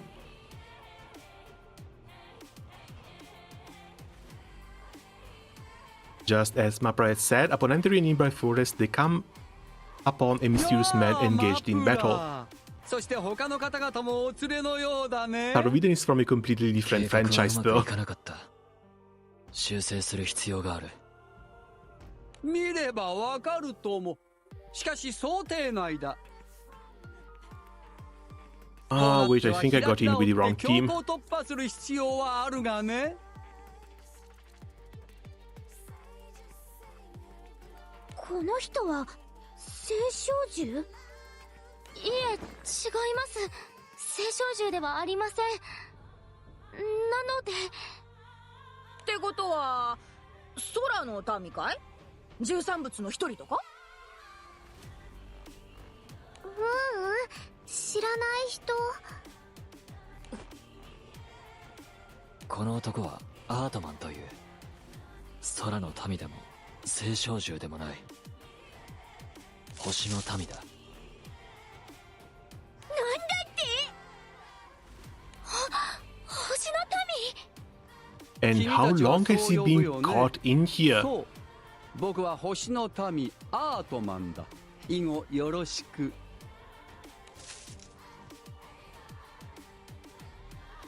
As the captain and company stand in shock, the next move comes not from their ranks, but from a shadow that manifests before Vajra.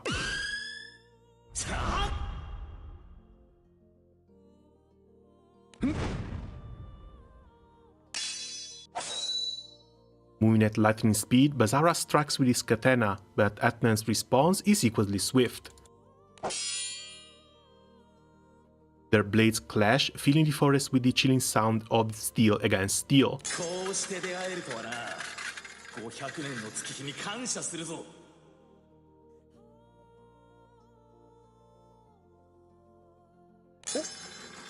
おお、君はまさか。ああ、なんということだ。面識があるのか？まさか。なんたる幸運。あの時の空の民じゃないか。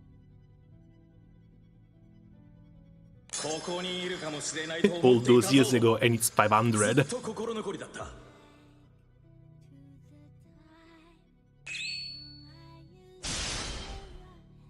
Basara turns his wrist to lower their locked blades, then angles the tip of his katana towards his opponent's neck.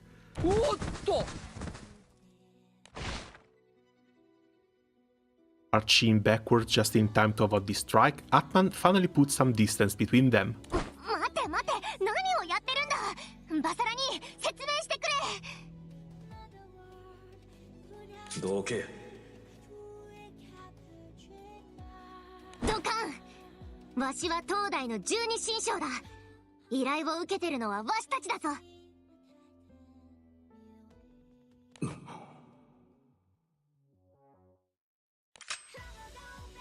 At last, Basara sheathes his katana, prompting Atman to lower his blade as well. 感動している。凄まじい剣技だ。やはり君は素晴らしいと思うよ。500年前の敵同士ということか。それがダルマで出会うとは数奇な運命だな。二人の話も聞きたいところだが、まずはマプラが奴を紹介した理由を問いたい。僕から言おう。これは僕の依頼なのだから。依頼？聖少獣ソアカを破壊してほしい。それも一刻も早く。もう彼にバレてしまっただろうからね。なんだと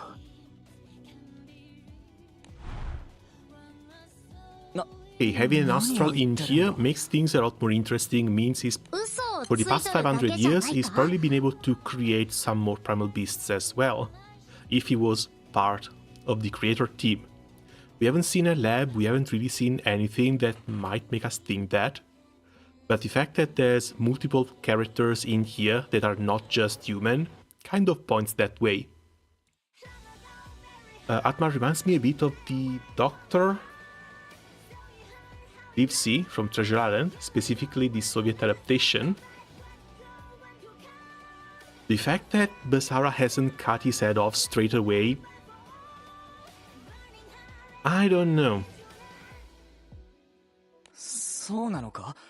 アートマンからそんなことは何も聞いていないが。そうに決まっとる。あのアートマンが私たちを裏切るはずがない。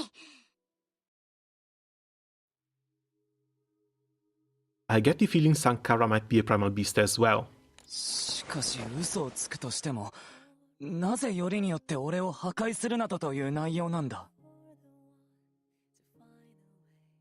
And no, this has to be all part of some convoluted plan, cause Atman also knew that people were watching him. 落ち着かんか。私がついておる。安心するのじゃ。Sankara rubs Vaha's shoulders, desperately trying to soothe him.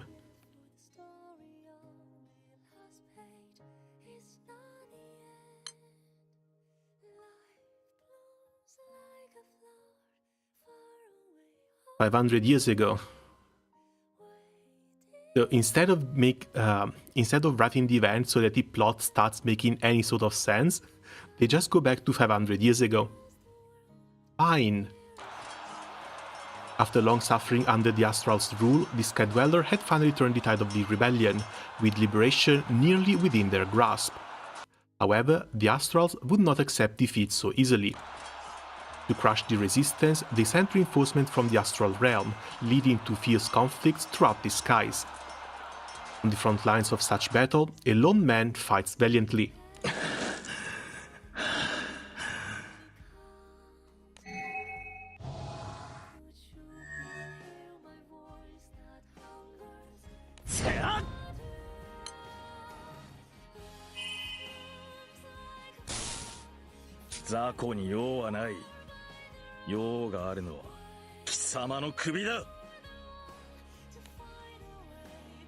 Before the divine Kenin Basara is a field of fallen foes, beyond which stands a single looming shadow. 反乱には自然発生的なものもあれば Now, 的な行動としか考えられない。 you had this sort of drip back in the war? Why would you downgrade it so much with the new costume? お前たちは後者のようだな。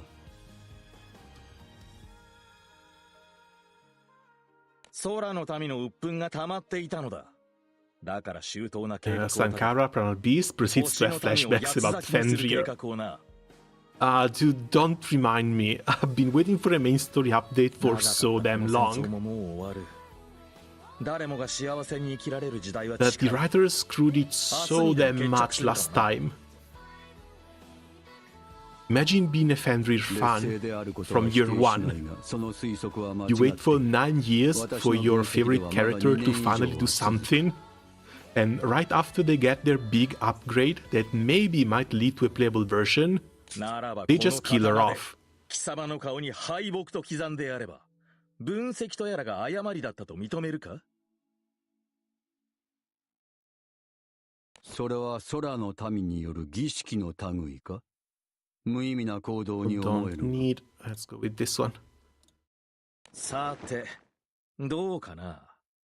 これまで我々が耐えてきた長く辛い苦しみとともに、身をもって学んでみろ。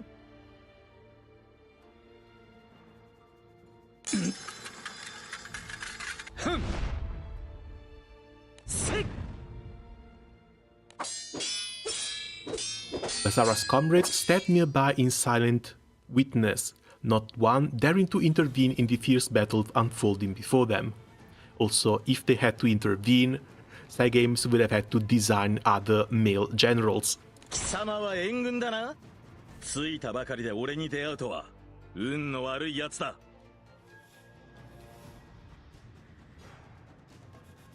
こと戦場において、運という不確定な要素を嘆くことは無意味と言わざるを得ない。いや、貴様は運が悪い。現地に着く援軍の数がなぜか足りないと不思議がっているのだろう。当初よりも少ない勢力を率いることになった貴様は、運が悪いと言っていいだろう。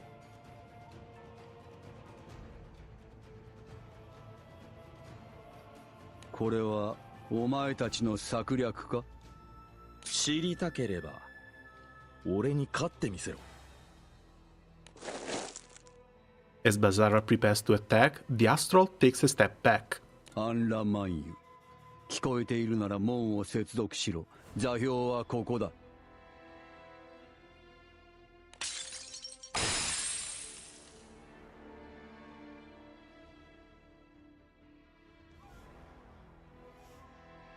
Seeing a whirlpool suddenly open behind the Astral, Bazara rushes towards it.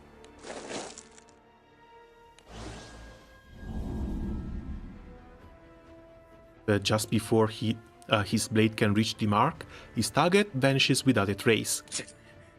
逃がしたか。あと少しというところで。しかし、あの星の民、果たして元の世界に帰れるかな？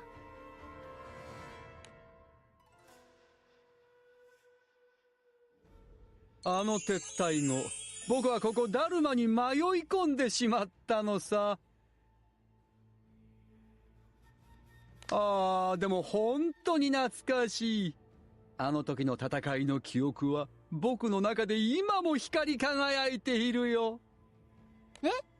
今の話と同じやつなのか？考えてみれば、あの時とかなり印象が違うな。こうして再会できるなんて、はっはっはっはっは。これは運命というんじゃないかな。笑うタイミングちょっとおかしくないか？なんならテンションもずっ Did と did おか Bro しい。 get locked into a closet for a bit too long? What happened here? そんなのは些細な問題さ。はっはっはっは。そう。 Because that's almost a complete 180 when it comes to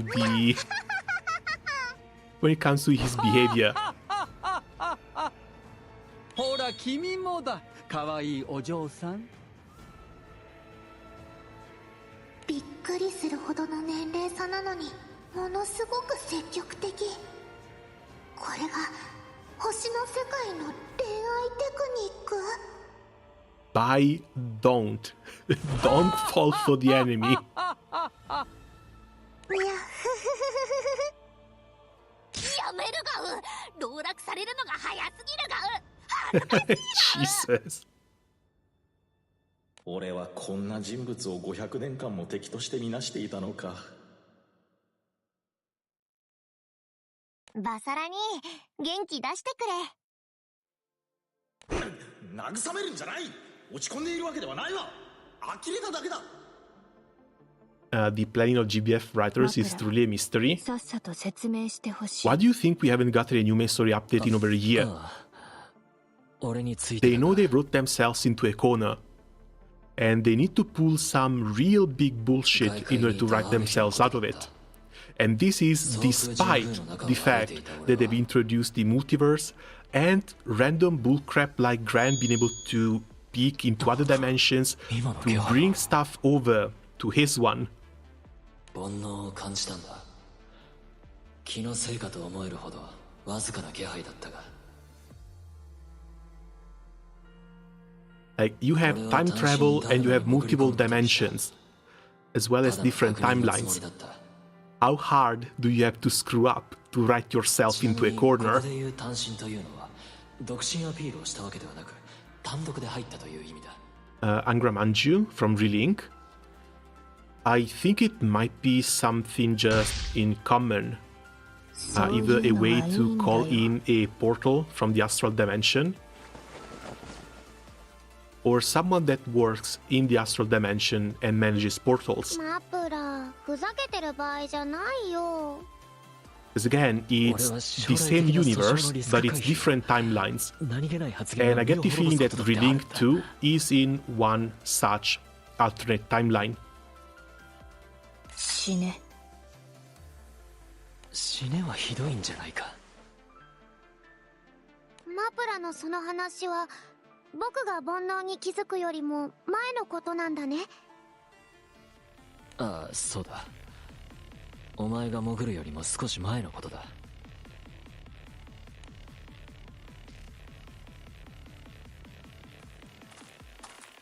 感じ、確かに煩悩だ。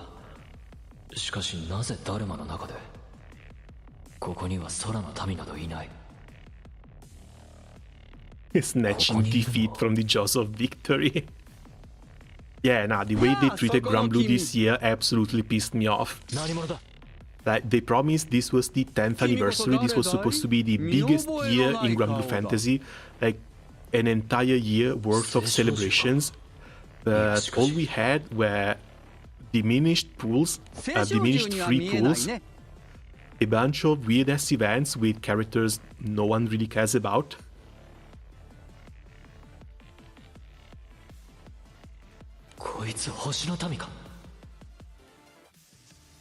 And basically nothing else changed from the last... Oh, right.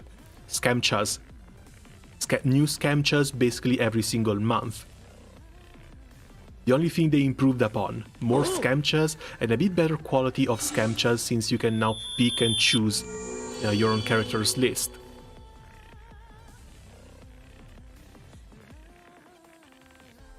この光は何だい？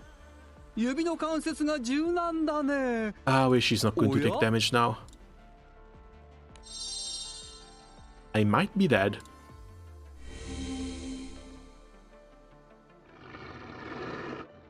What?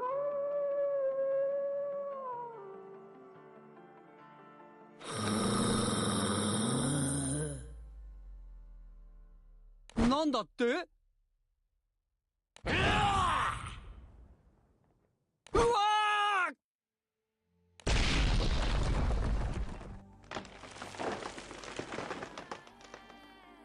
Boss of Mapra's charge sends a nearby tree toppling with a thunderous crack. すごいパワーだ。それにスピードも。あはー、なるほど。変身は身体能力を上げるだけではなく、人が本来取るはずの予備動作とも少し変わるわけか。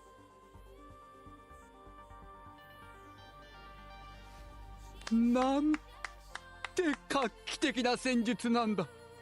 空の民の個性の生かし方には本当に感動してしまうよ。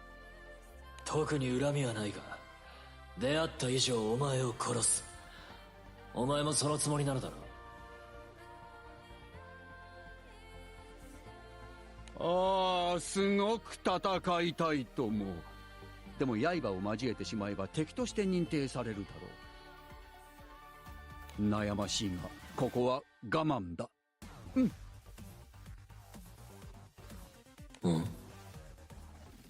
君、僕と手を組まないか？このままではこのダルマが破裂してしまうのだ。なんだと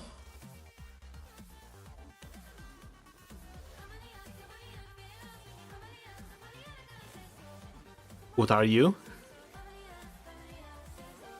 Oh, fantastic, another Concordia. I was looking for one. なぜダルマという名を知っている？ Like, imagine if Cygames actually locked in for the 10th anniversary. Even if they just gave away the usual amount of free pools during the anniversary, which they haven't done, no one would have complained. But when it comes to the, events, maybe don't write 6 events back to back with characters that you had to scrape off of the bottom of the barrel. When it comes to the celebrations, maybe make a bit more. When it comes to the collabs, maybe pick some better targets for your collabs, and especially don't do the collab gacha. No one likes the collab gacha. It's FOMO shit. Everyone hates it. The one way you think you can do the collab gacha is by releasing crap characters that people don't care about. But then you completely remove the need to pull for the characters from the gacha, so I'm pretty sure not even the collaborators were happy about that one. It's been 10 years, all of your collaboration events always had some okay-ish story and free characters, and everyone was happy about them. Continue! You have a winning formula, why fuck it up? But then I'm the bad guy if I criticize Cygames and all their mishaps. I don't get it. I really don't get it. この空間と外の世界を行き来する人間がいるからさ。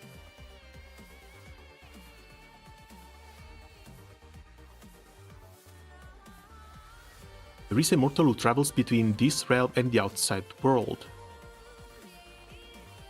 So someone else outside of the Buddhas who knows the ciphers, or who can just teleport back and from.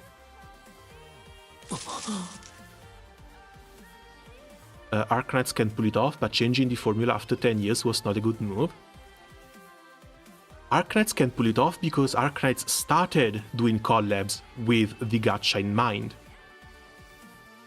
They didn't have good collabs and then decided to ruin them by putting the collab characters that used to be free into the gacha.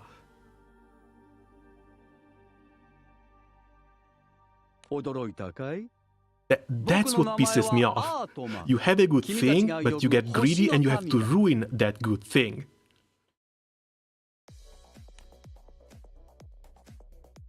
While Mapra remains on guard, Atman continues speaking, seemingly unperturbed. 初めに聞きたいのだけれど、君は十二神将かい？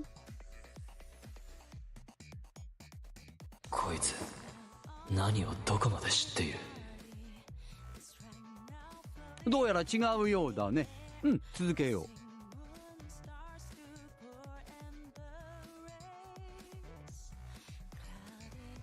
その人間ととある聖少獣は手を組んでいる。表面的には僕もね。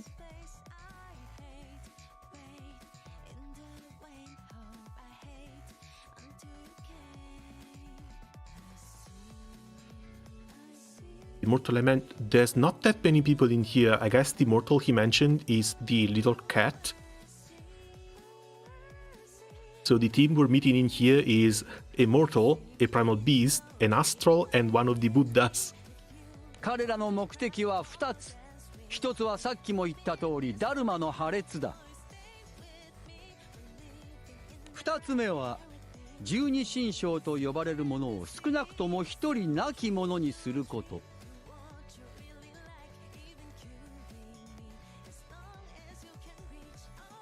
kill at least one of the generals?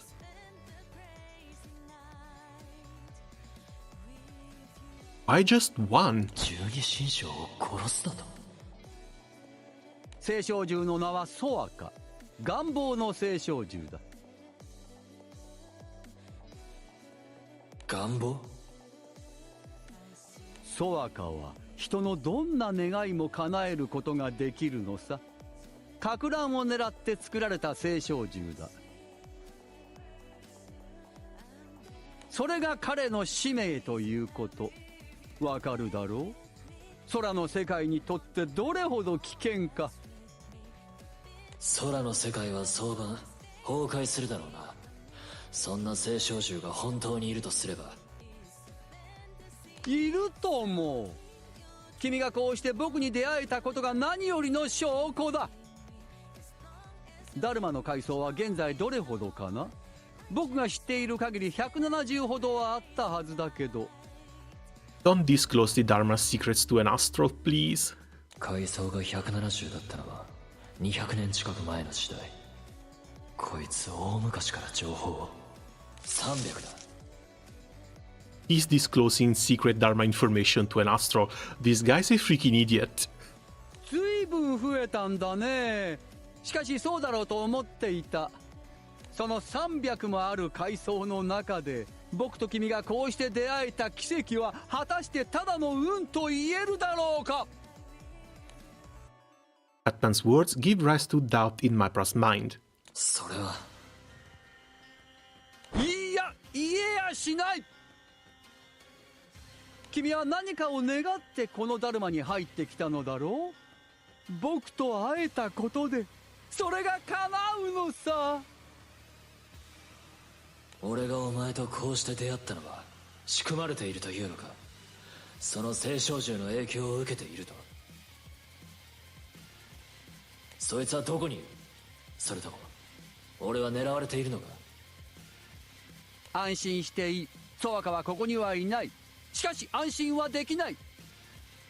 どっちなんだ？このダルマの中をソアカの力が覆っているのさ。とある人間の願望を増幅させてね。煩悩？煩悩？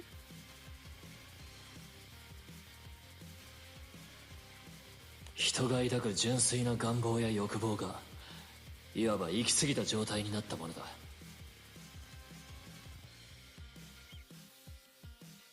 本来は人の生きる糧となるものが逆に人の心を煩わせ悩ませてしまう。清廉な水も腐った水になり得るだろう。俺は外界で煩悩の気配を感じてここに一人で乗り込んだんだ。なるほど、それが煩悩。まさに腐った水そのものと言える。何せ500年もあったからね。500年だと？その人間の煩悩をソアカは増幅させ、ダルマを内側から破裂させるだろう。このまま何もしなければね。どうだろうか。ぜひ僕に協力してほしい。いいだろう。ただしこの光を浴びてからだ。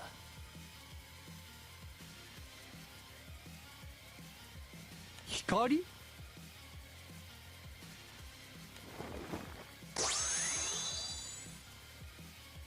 ？Mapra's eyes glow, illuminating Atman. 何をしているんだい？君はよく光るのだね。俺は敵意の有無を探ることができる。お前の中に隠されているのならばそれを照らすこともできるのだ。What were they thinking on Super Sidala? But character-wise or kit-wise? ないようだな。ひとまず信頼してやろう。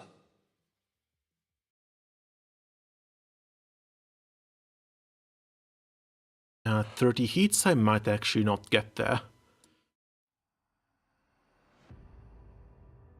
Kit-wise? Is it too good or is it too bad? Because someone before said it's not really up to par, but I haven't checked it out yet. ありがとう。ところで今の話を聞いて何か作戦は思いついたかな？一つある。プロトジョヤと呼ばれる機体だ。それは煩悩を吸収することが可能だ。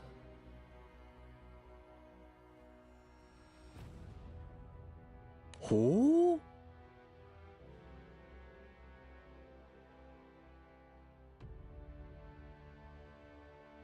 十二神将の鳥神が作ったものだ。それを借りて Felt like a nice change until a sudden kick in the nuts. 隠す場所ならたくさんある。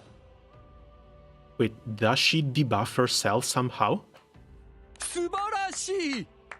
増大した煩悩をその分だけ吸収すれば破裂は免れそうだ。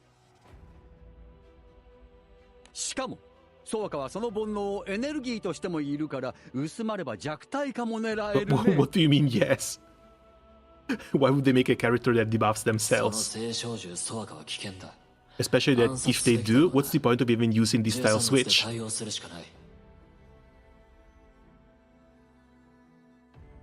君の仲間のことかい？ならばそれは危険だと忠告しよう。どういう意味だ？複数人でダルマに来ると互いの心の中の願望が叶ってしまいおかしな現象が起きやすくなるはずだ。それだけでも大変な事態だしソワカにも見つかりやすくなる。彼は遠隔の目を持っているからね。各地に目を生やすことが可能だ。不調もところどころいじっている。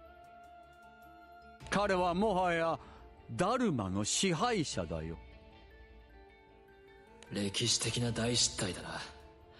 13物がダルマを管理していたはずが権限を奪われていたなんて。というわけで少人数が望ましい。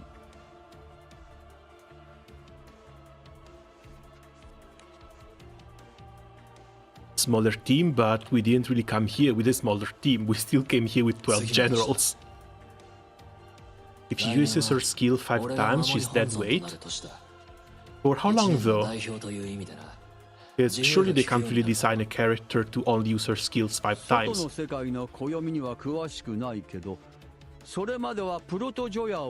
will make her good only for like fights below. I don't know, depends on the resets and whatnot. Maybe 20, 25 turns at most. They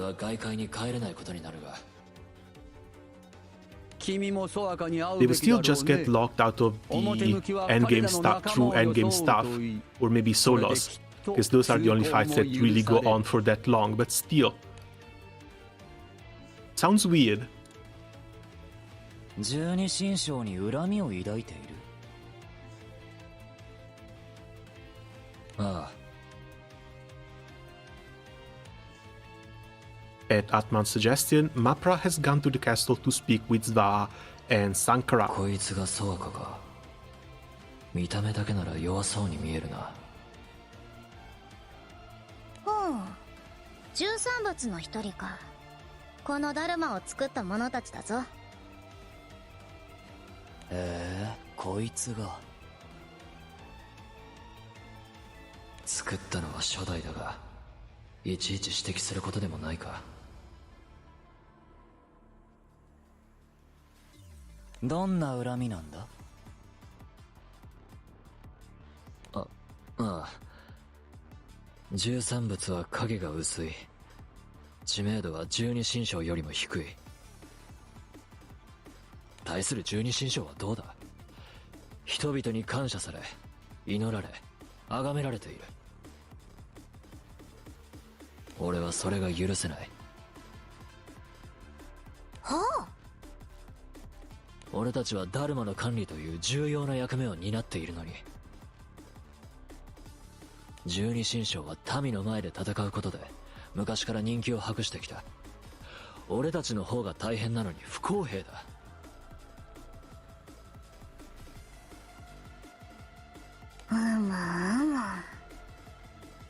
というわけで彼は今の十二神将を崩壊させたいと考えているらしい。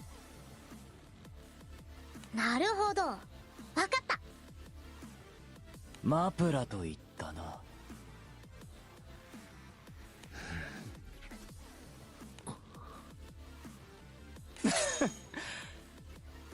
そうか、それならお前は俺たちの仲間だな。これからよろしく頼む。仲間が増えるのはいいことじゃ。歓迎会をしないといかんな。ニック期十二神将を倒すため手を取り合おうではないか。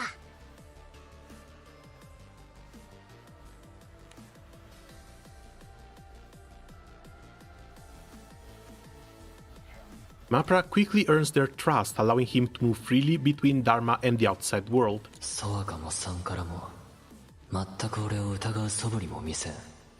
あれではまるで子供だな。アートマンはああ話したが、星の民との共闘になる。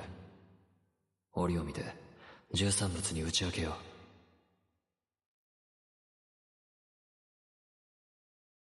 その前にまずは準備だな。できることをしておくべきだ。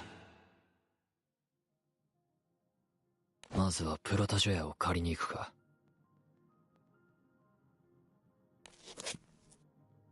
However, later that day, Mapra notices something amiss at the Skydome Temple and reaches out to ask someone nearby. バドラがいないだと。まさかダルマに入ったのか。ありえる。俺が気づいたくらいだ。だが不調が書き換えられているため、バドラは外界に戻ってこられず、今も中で遭難しているということか。まずい。不測の事態だ。計画が狂うかもしれない。それにバドラに危険が迫っている。仮に俺の嘘がソワカにバレれば、バドラの命はないだろう。Thus, Mapra decides to give up on the Protojoya and return to Dharma to keep a close eye on Svaha.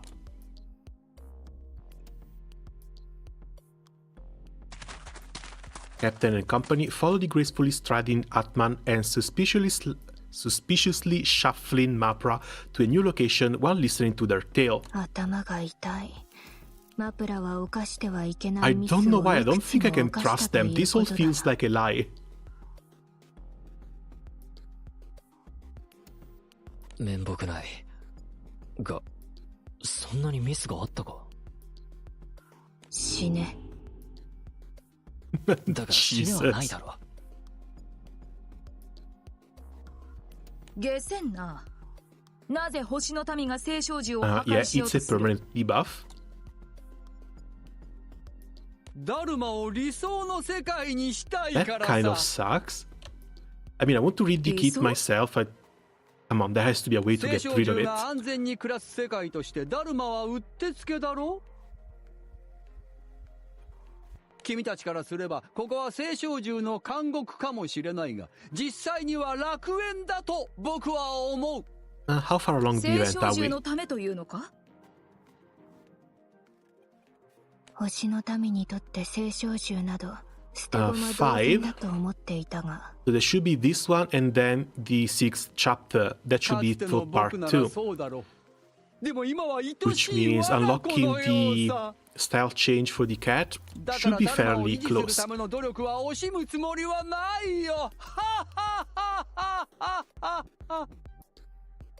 やはり笑うタイミングがおかしいな。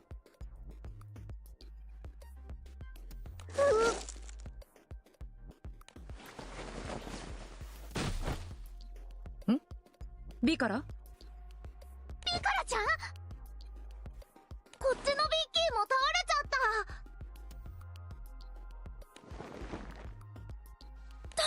どうしたんですか？どうして二人が同時に。二人って言っていいのかよくわかんねえけど、これって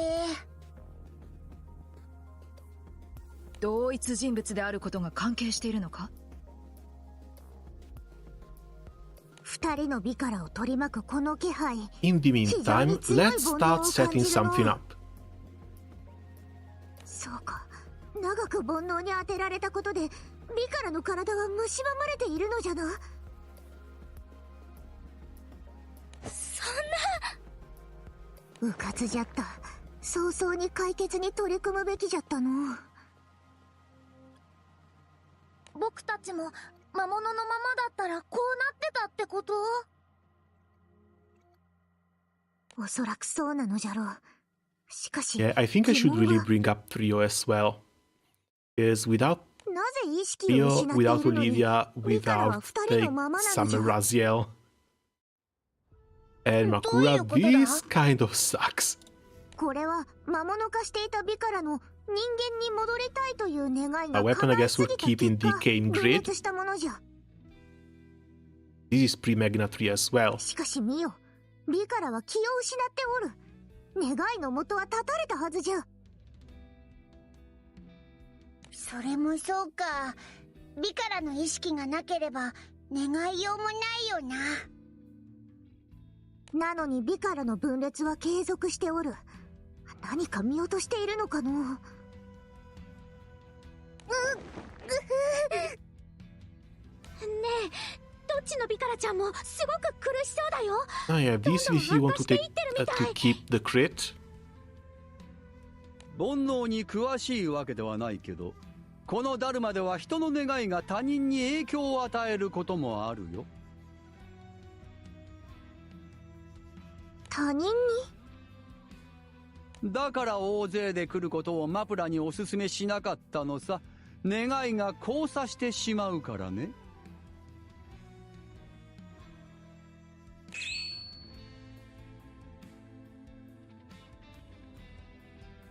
まさかマコラ。なんだい？我を殴ってくれ。 You mean hit me? And she's doing it without hesitation. Oh, hold on. That's another one.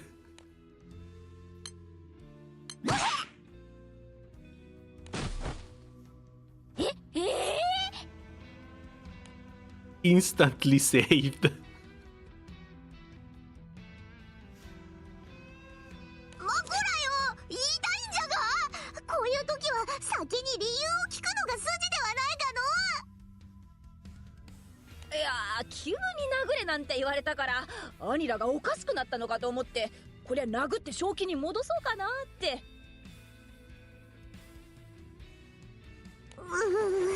結局同じことじゃが。見てみんな、ビカラちゃんが。おお。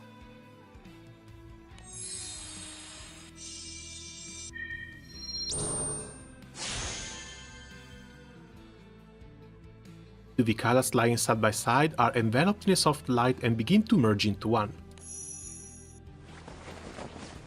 あれ、私何してたんでしたっけ？ビカラちゃん、無事なんだね。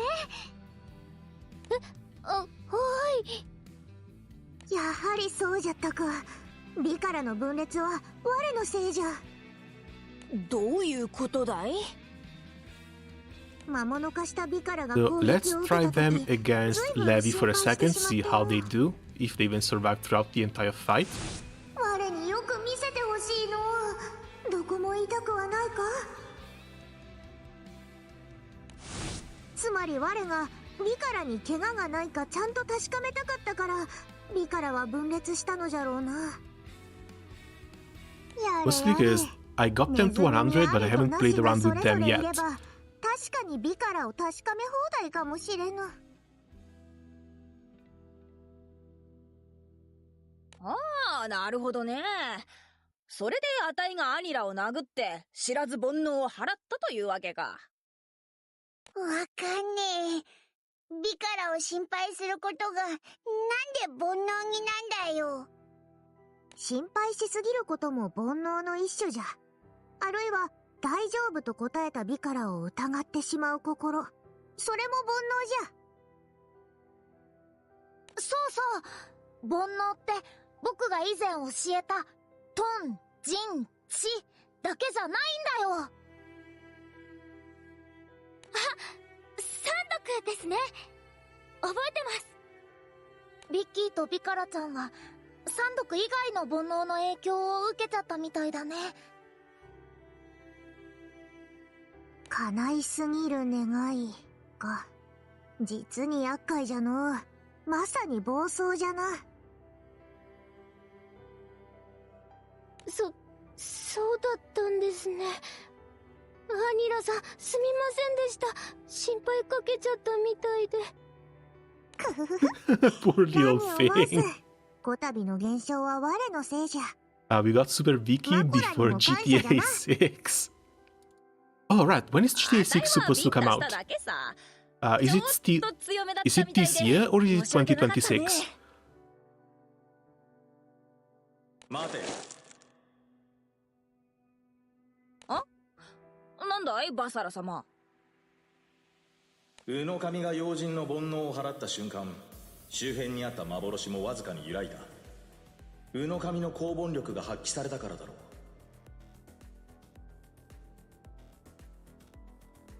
う。まるで波紋のようにそれは広がった。おかげで隠れているものに気づけた。Are the Divine Generals going to have to bonk one another in order to keep purging these clashes? それに幻って。俺も気づいていなかった。本物の景色と同化させていたらしい。その向こう側に隠れていたんだ。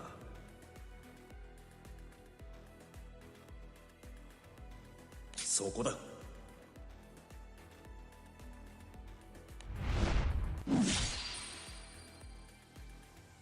Bazara's blade flashes through the air, slicing horizontally through seemingly empty space. Suddenly, a rift opens in mid-air, revealing a silhouette on the other side.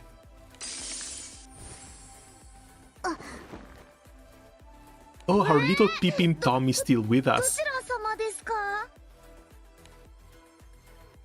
Though the figure is unfamiliar to both the Divine Generals and the Captain's crew, there are those among them who show sign of recognition.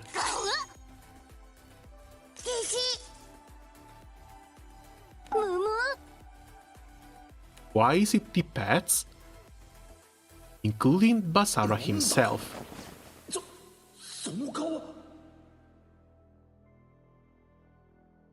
Though not immortal, but another one of the ZODIACS? But it can't be Horse One, that's clearly a cat girl. Hey, they died around turn 6. この顔は間違いないが。でもどういうことでし？なんでここにいるですか？なんで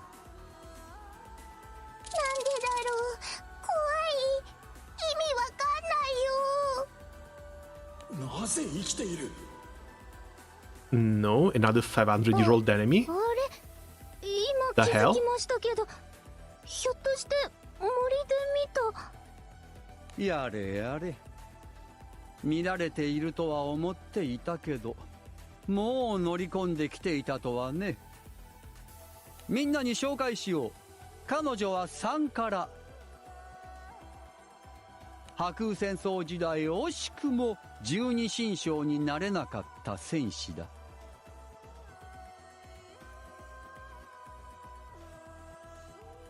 Oh, almost. なれなかった。At Atman's explanation, the captain and company exchange puzzled looks. Meanwhile, the girl called Sankara glares at the Divine Generals with deep resentment.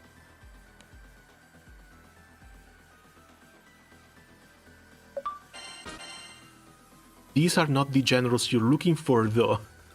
The generals who denied you entry amidst their ranks have all passed away around 500 to 400 years ago.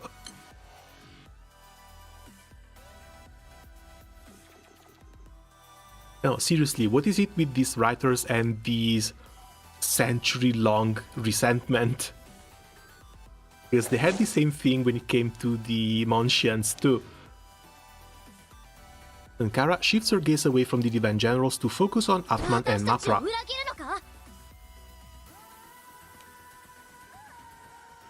十二神将を恨んでいるとあれほど言っとったではないか。それは嘘だ。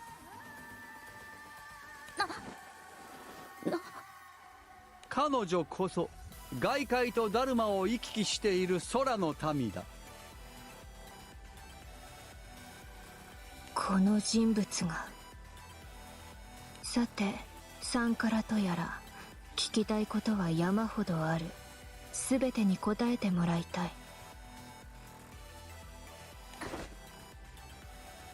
なぜ十二神将を恨むのか、なぜダルマに入るのか、どのように入っているのか、ここでどう過ごしている。ソワカとの関係は、ソワカは現在どこにいる。不調をどのように書き換えたのはソワカか。7 million extra damage after replacing my Ilnot for S. Idala, my 4-turn team. I guess it ain't all that bad. If she's mostly for burst, and she can burst well, at least she still has a spot. I guess they also wanted to differentiate between the base version who just got a 5-star and the new style. So you can use both in different types of content. In lieu of a response, Sankara conjures a reddish-black smoke-like substance from her hands, which begins to swirl and coalesce. なんだそれは。板のようなものが浮いているが。奇妙な柱のない掲示板のようじゃ。興味深い。どういう原理だ。彼女はソワカの能力を自由に使うことが許されている。煩悩に満たされたこの空間なら何でも作り出すことができるんだ。何でも。言葉通り何でもだよ。なんたって願望を叶えるんだからね。まさにその煩悩を素材にして。そのような芸当ができるとは。今から見せるのはお前たちが犯した罪をまとめた500年前の記録映像だ。記録映像？全員そこに並べ。目をよーく開いてみるのだ。そして呪われた己の血筋を恨むんだな。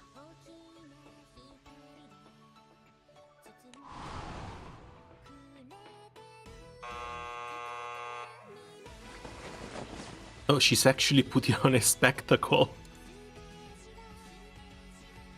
Approximately 500 years ago, a rebellion was in full swing against the Astral, who had long ruled the skies. 星の民に勝利するにはあと少し。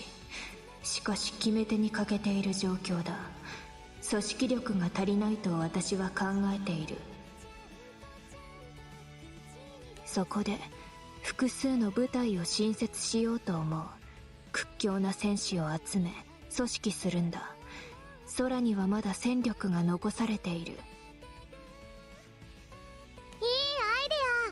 アイデア。13物の例のものももう出来上がるしね。ははっ、薬師、それは面白そうだ。僕も参加するよ。いけすかない星の民をこの手でぶっ殺して血祭りにあげたいってずっと思っていたのさ。Hold on a second. ちょっと待ってください。なんだ Yeah, a line that violent doesn't really fit the character. 私、こんな物騒なこと言いませんけど。初代をお前たちで再現しとるんだ。それぐらいわかるだろ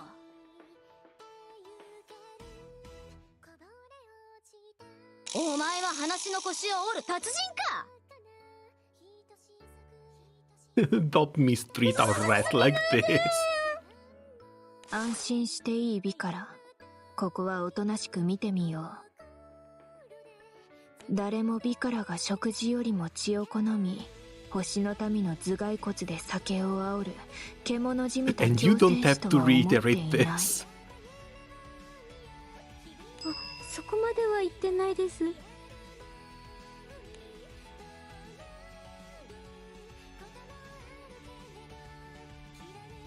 That's the weird part. I still don't know how to peel Baiza. All I know is that she's sometimes funny. Also, hey Akira, welcome. How are things going? 星側もかなり盛り返している。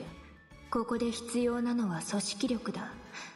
空のため I には like the 今 fact that 一 she 度 likes 結 to 集すべき tease だ。 the Divine Generals, but sometimes she really takes it a 部 couple of 隊の steps 数 too は far. 12とする。これを率いる優れた猛者が不可欠。12人の猛者が。12人の猛者。僕も名乗りを上げるよ。星の奴らをぶっ殺すためにね。この人、どれだけ殺したいんだろう。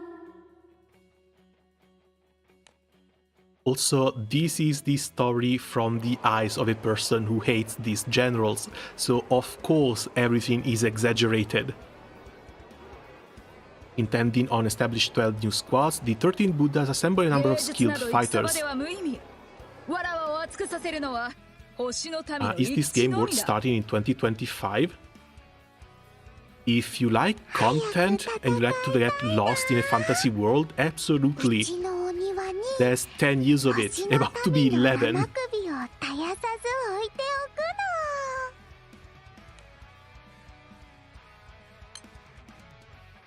And the best part is that all of the old stuff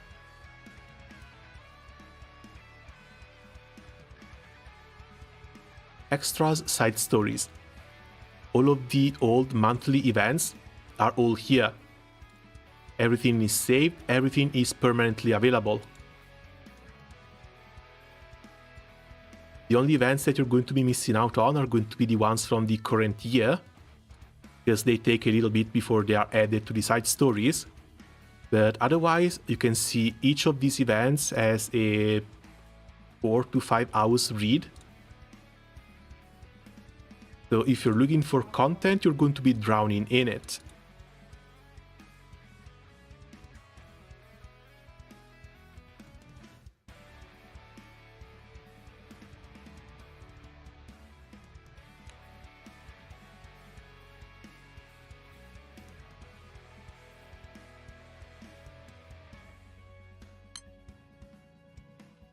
Every candidate burns with determination, knowing they may never again have such an opportunity to overthrow the Astral's long-standing reign. But even more than wanting to end the war, they are driven by a strong desire for revenge, to make the Astral suffer as they had. Among these ferocious untamed warriors is a certain young woman. ついにチャンスが来た。ここで部隊長に選ばれれば、私は最前線で活躍できるということ。Is the writing good, like plots and stuff? I play Reverse 1999 and enjoy its writing. Oh, Reverse is great. But Granblue is a bit difficult to describe, because it has a lot of really fun events. It has many different storylines, a lot of different casts of characters, so it mostly depends on which cast of character you find yourself more attuned to. Like, the entirety of this society storyline, absolutely amazing, despite a couple of kind of filler events, but those two tend to be a bit more funny. Like, Reverse 1999 has a couple of jokes here and there, but it's mostly serious. It's about trauma and so on.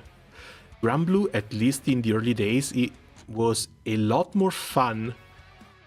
Like, there's a lot of stuff that doesn't really make sense, but you just have to decide to suspend your disbelief, because it's funny in the context that it's presented to you.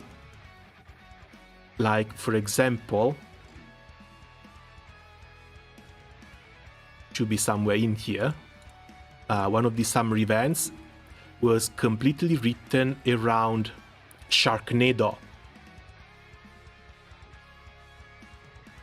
So there's a bunch of people hunting sharks in here. We also had a couple of events based off of just racing, like Platinum Sky. This was extremely funny. But yeah, then there's the main storyline and some of the major events like What Makes the Sky Blue and the End of Society with Home Sweet Moon. These have been absolutely amazing, both with the characters they've introduced and writing-wise. But if you want to get into it, I think the first few events you're going to see are just going to be Monster of the Week style events. So you're going to have to give it a little bit of time, because Granblue took like a couple of years to finally find its footing. But once they started running, they went on for fairly long.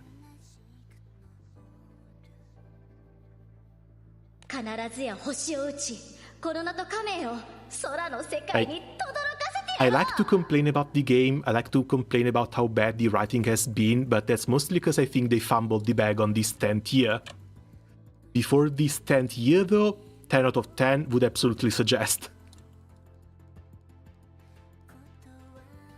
Plotting the game is kind of a mess right now. Yeah, because the writers kind of wrote themselves into a corner and they don't know how to get out of it. But still, for the first 7-8 years, everything was pretty damn good. Then they started introducing the multiverse and different timelines, and that's where things started to get lost.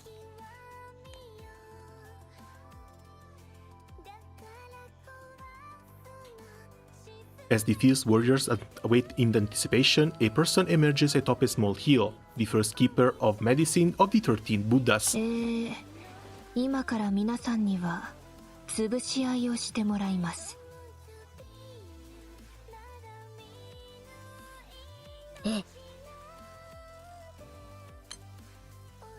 This sudden declaration takes even the mightiest fighters present by surprise. どういうことですか？星の民を潰せるって言うからここにやってきたんですけど。空の民を潰すというのは結構話が違いますね。私は13仏が一人訳し、この戦争においてあらゆる戦略を立てている集団の一員だ。Shark Event was also a sequel to the Angel Trilogy. You need to play those first.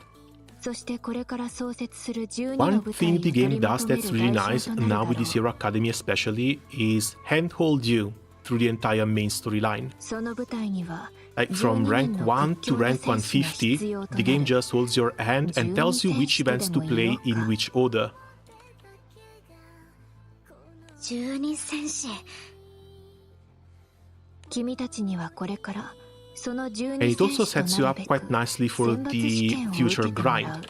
Because once you reach 150, you're done with all your base stuff. 大々的な All you're 選 left 抜は with is 行 your えない。 Magna Tree grind, 星の the 民にこの Eternals, and 機運を Evoker 察知されてし collections. まうかもしれないからね。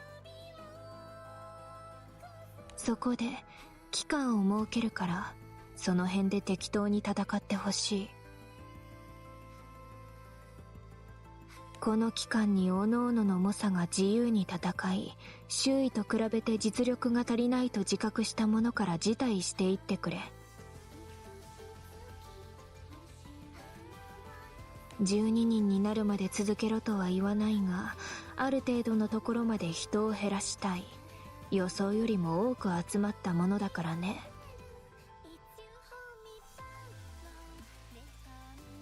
ざっくばらんな残虐ルールでウケる。でも分かりやすくて好きかルールは少ない。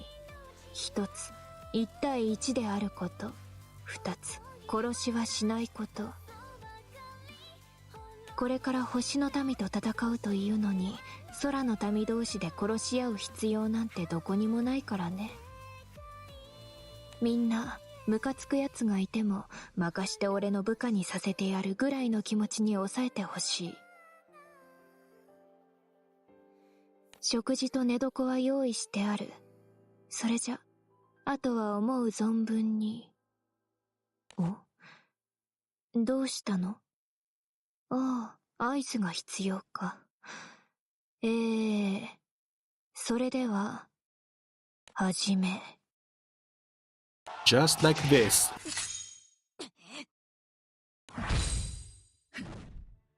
そこのあたいと今目があったね。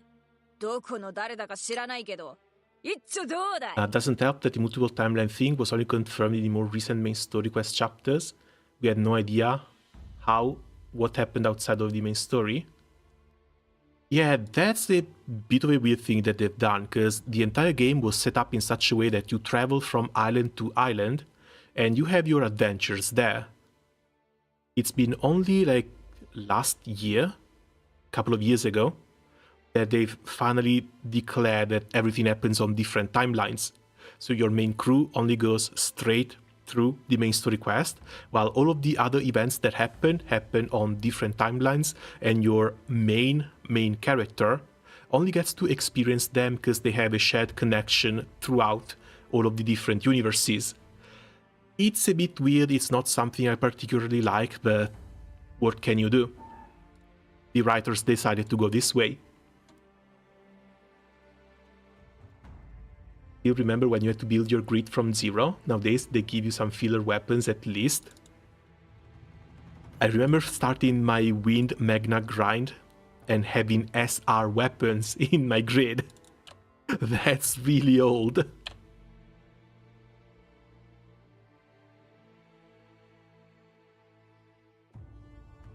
Is it grindy in terms of gacha currency or leveling up characters and materials grindy? It's grindy mostly because in order to gain power, you need to farm for weapons for your weapon grid.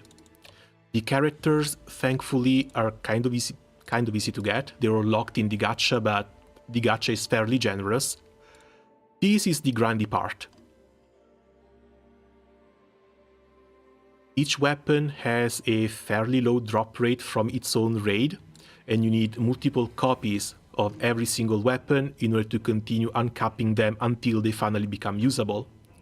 On top of this, they need skill levels, and you need materials that drop from the same raids for every step of the way, basically. And like, each weapon has its own raid that it's linked to, so it's very, very grindy.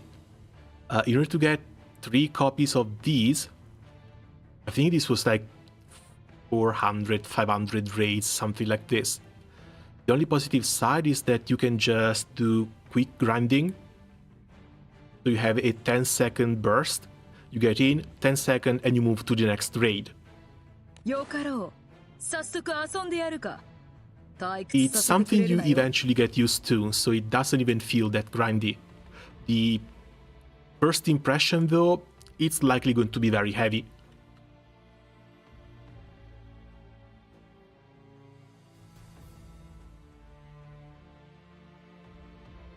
What teams are using on Siegfried, that kinda beats me up. Honestly, Siegfried is not a raid I run all that much, mostly because I don't have the walkers properly leveled up. There should be a Siegfried run on YouTube though. Because last time I've run it, yeah, it was with this one. Halloween Lich, Summer Galleon, Vayne, because I wanted to try Vayne out, but Vayne is still kind of shit. If you can replace Vayne with Estariola, that's still going to work better. Grid-wise, Magna 3, HP, Stamina, Defense, and 2 swords here, but this also still doesn't work all that well.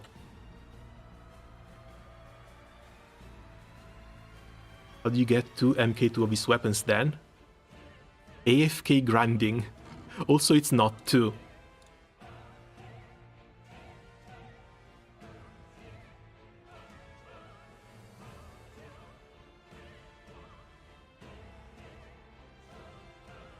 Alright, I threw one in the trash because I didn't need it.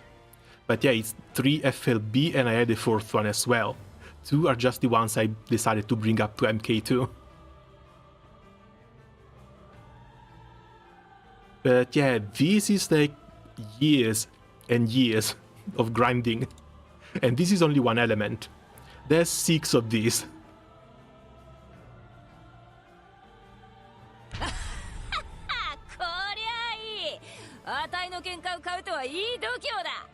やっぱりここに来て正解 I still miss Pyramid for grinding.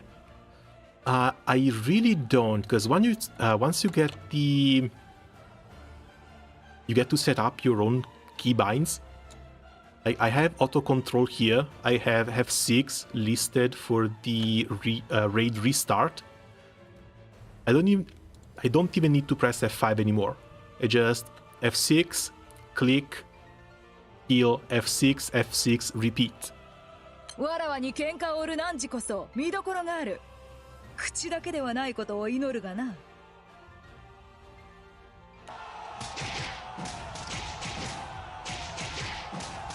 Pyramid had a couple of useful links, but they're trying to bring those back now with the new UI.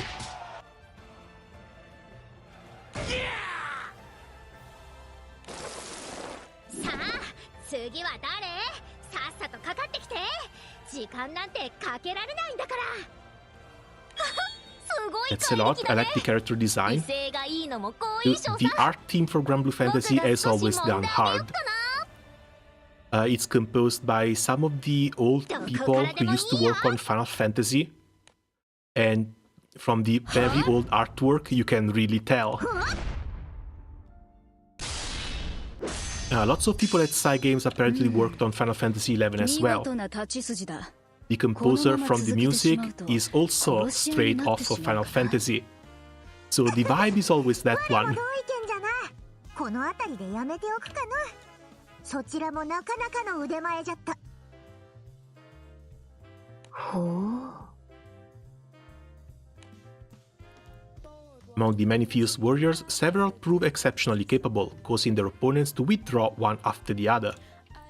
And between these skilled combatants, mutual recognition of each other's prowess lead to instances of blossoming friendships.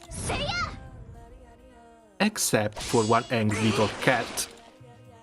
続けるか？参ったぞ。お前強いな。へえ、あの子すっごくいいじゃないか。とっても賢みだよ。いやー！やひー！どうじゃ？ I think the old Final Fantasy artist doesn't do character design for GBF anymore. The modern style is completely different from the tactics art. It's been evolving and evolving into a bit of its own thing. Sadly, you can only really find the old Final Fantasy tactics style in the old character portraits. And the characters from like 2014 to 2016, 2017. I think 2017 is where the art really started upgrading. すみません。戦い終わったばかりでちょっぴり疲れてます。おい、誰かいないのか？私にかなうものはこの中に。 At Sankara's challenge, the surrounding fighters merely respond with reluctant stares. 武家に生まれ、幼少から鍛えられたこの私だ。負けることなどない。十二戦士になるのはこの私だ。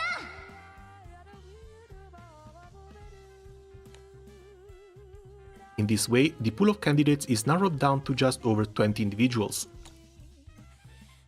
Oh, so she must have gotten screwed over right at the end.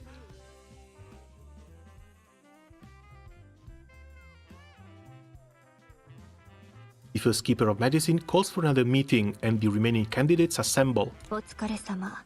候補者がここまで絞られたから、もう潰し合いはおしまいでいい。最終試験の説明をする。魔物が救う険しい山の上にゴールを設けた。そこへ早くたどり着いた12人を12組の隊長に就任させる。ついにここまで来たか。詳しいルールについては追って説明する。今夜は休んで英気を養ってほし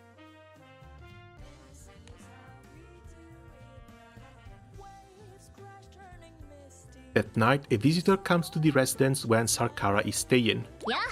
や、夜分遅くに悪いね。お前か。こんな時間に何用だ。闇討ちか？それも面白そうだ。けど残念。明日の最終試験に関するお知らせだよ。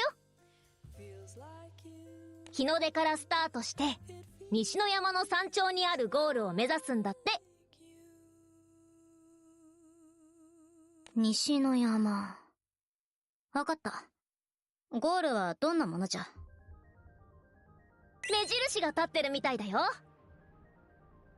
了解した。かしこみかしこみ。 Now this is what we call a troll, because there's absolutely no way a candidate for the seat of Divine Generals relays this sort of information. If you're taking part in a contest, you only believe the information relayed by the organizers, not other participants. いよいよだな。必ず一着になってみせる。そして私が12戦士のリーダーとなる。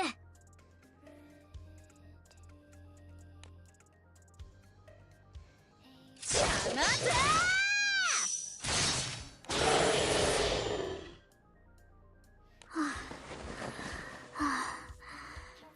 日が昇ってから時間が経ってしまったな。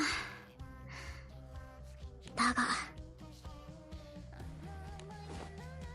Sankara glances over her shoulder, but there are no signs of anyone following.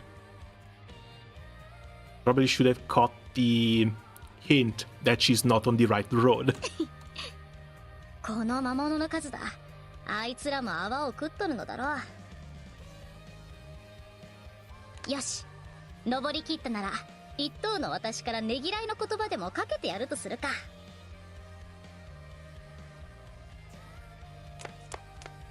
Reinvigorated, Sankara takes off towards the summit again, but just before reaching it,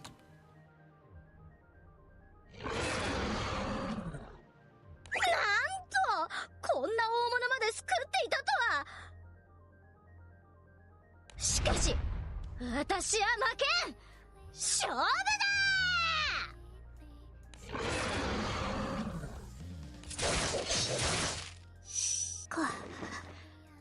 勝った。はあ、私の敵ではなかったな。はあ、さて目印は。 the mountain peak is quite small, with no vegetation to obstruct the view. However, なんじゃ。何も立ってなんぞ。 search as she might, she finds nothing resembling a marker, or any man-made structure for that matter. ここがゴールなのか。しかし目印はない。これは一体。 Oh, poor kitten. She took out an entire mountain worth of monsters for nothing. 晴れて12の戦士が決まった。ここにいる君たちだ。本当におめでとう。やったね。あれほどの魔物がいる中、よくぞ東の山を登りきった。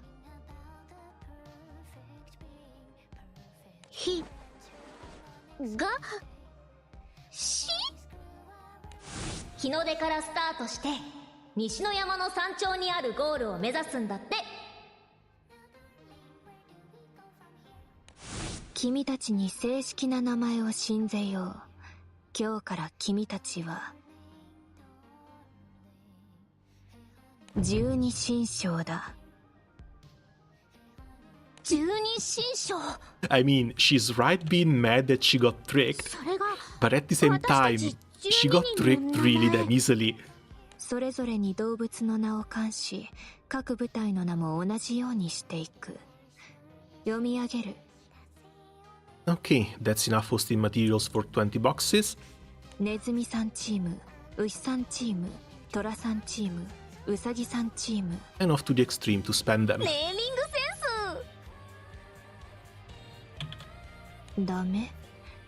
じゃあ根の対牛対虎対といった風にしていこうか。わしは犬対隊長か。強い組にしないとな。くふふ、我は羊対隊長じゃな。良いメンツを揃えんといかんの。君たちはその部隊を率い、命を賭して星と戦ってほしい。しかし今この時だけは十二神将に選ばれたことを喜び、互いの健闘を称えるといい。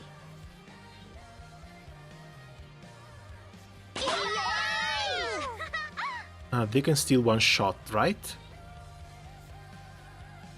Looks like it. Fantastic. After congratulating each other on their achievements, the Divine Generals begin shifting their focus to the formation of their units and the impending battle with the Astrals.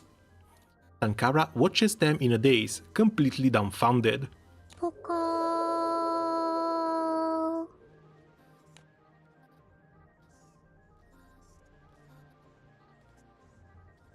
At night, 許せん、絶対に許せん。十二神将の名の一つは私がもらうはずだったのに。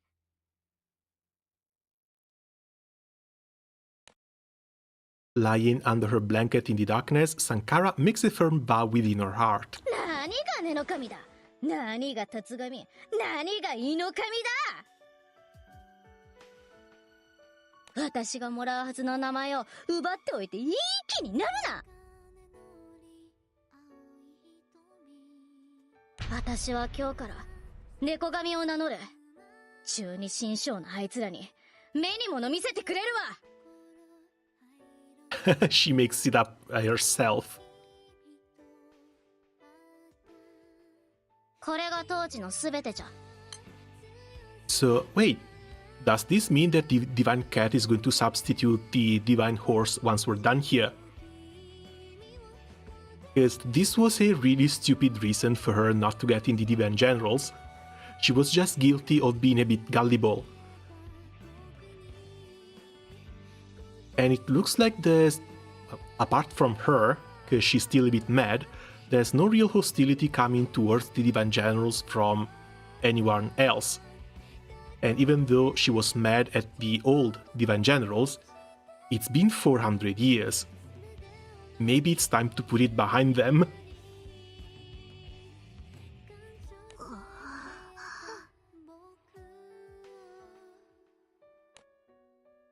Even after the footage vanishes, the captain and company remain in stunned silence as at the weight of these revelations. 許せん。よくも私をコケにしようって。殺してやる。殺してやるぞ、ビカラ。I'll kill you, Vika. She's already dead.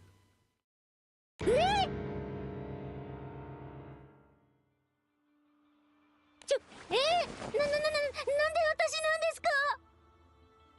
Because she's a cat and you're a mouse. And they're setting up a cat and mouse game. なんだ、ビカラが標的か。では、わらわは休んでいようかな。What the? You seriously not gonna help? ハイラーさん、私たち差し支えなければ、ずっともですよね。I don't think they will dare give up on the Divine Horse. The game devs are aware of the negative reactions they would get from the player base. Same negative reactions they would have gotten from the collab gacha. Same negative reactions they would have gotten from the, from lowering the amount of free rolls we got during the anniversary. Same negative reactions they probably could have foreseen from the, not roulette, from the lotto. Like, maybe they are, but me personally, I don't think they had the foresight to predict these sort of things. Because again, when it comes to side games, every 6-7 months, they pick a nice a nice gun, point it right at their feet, and pull the trigger. わらわは狙われていないらしいのでな。それにもう疲れてしまった。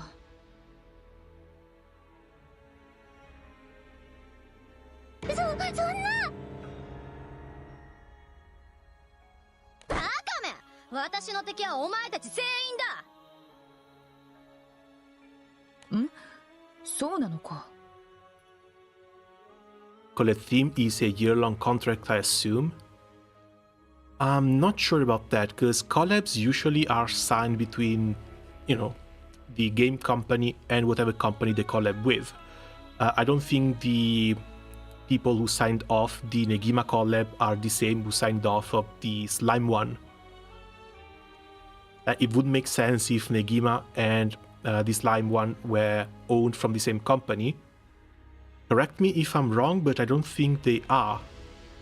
That might just have been a change from the new producer to change the way they do collabs now. 再現というが、わしのところバサラニーでよくなかったか？ They can see it a miles away when it comes to the horse Zodiac. It's the last general, the most anticipated one. Might be, but they also started this event claiming that the horse general has been gone for the last 100 years. So maybe they're actually dead and the horse temple is empty, so they might be trying to replace the horse general with the cat one. But we're going to have to wait and see how this event ends. いや、そんなことよりも、さっきの内容は正しかったのか？いや、だいぶ脚色されているな。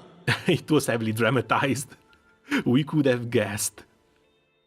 全然違うが。大筋では合ってるですけど、細部は作り話と言っていいですし。やっぱり生首なんてお庭に飾らない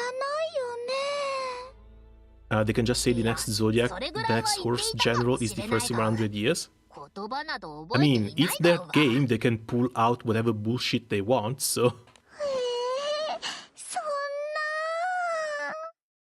But maybe, just maybe, like the Buddhas are 13, they might turn the generals into 13. Just as an excuse to add the cat, if they also add the cat as the playable character that we get for free on March 11th.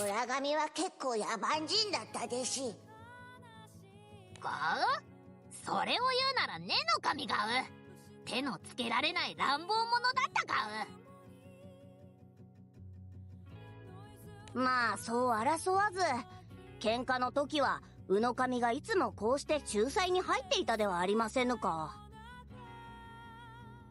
バカなこと言うなですし、お前のところの初代の博打好きはひっどいものだったですし。あれは仲裁じゃないが。喧嘩ならこれで白黒つけろって博打に誘ってただけが。いや、でもあれはご愛嬌ということで。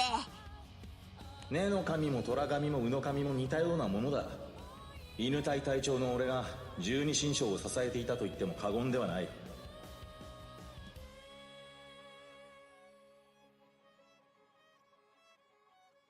犬隊が最もひどかっただし。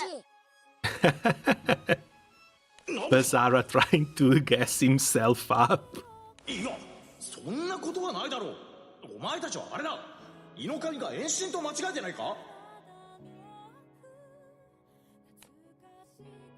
Those familiar with the first Divine Generals squabble in front of the descendants over who had been the most barbaric. なんだか醜い争いだね。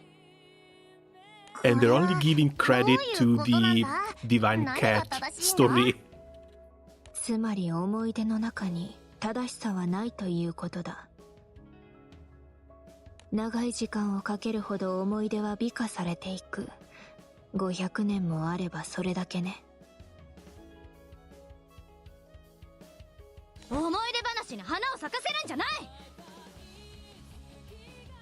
まあいずれにせよこいつが俺に勝ったことは一度もない。そもそも弱かったんだ。おぼろげな記憶ですけど、初代はこいつに辞退するよう遠回しに伝えただけだと思うでし。考えられるが、根の神は元から初代薬師の補佐みたいな立場だったが、あいつ弱いけど諦めが悪くて困ってるから辞退するよう言ってきてってことですな。そんなところだろうな。いかにも初代薬師が言いそうなことだ。それを曲解しているのだろう。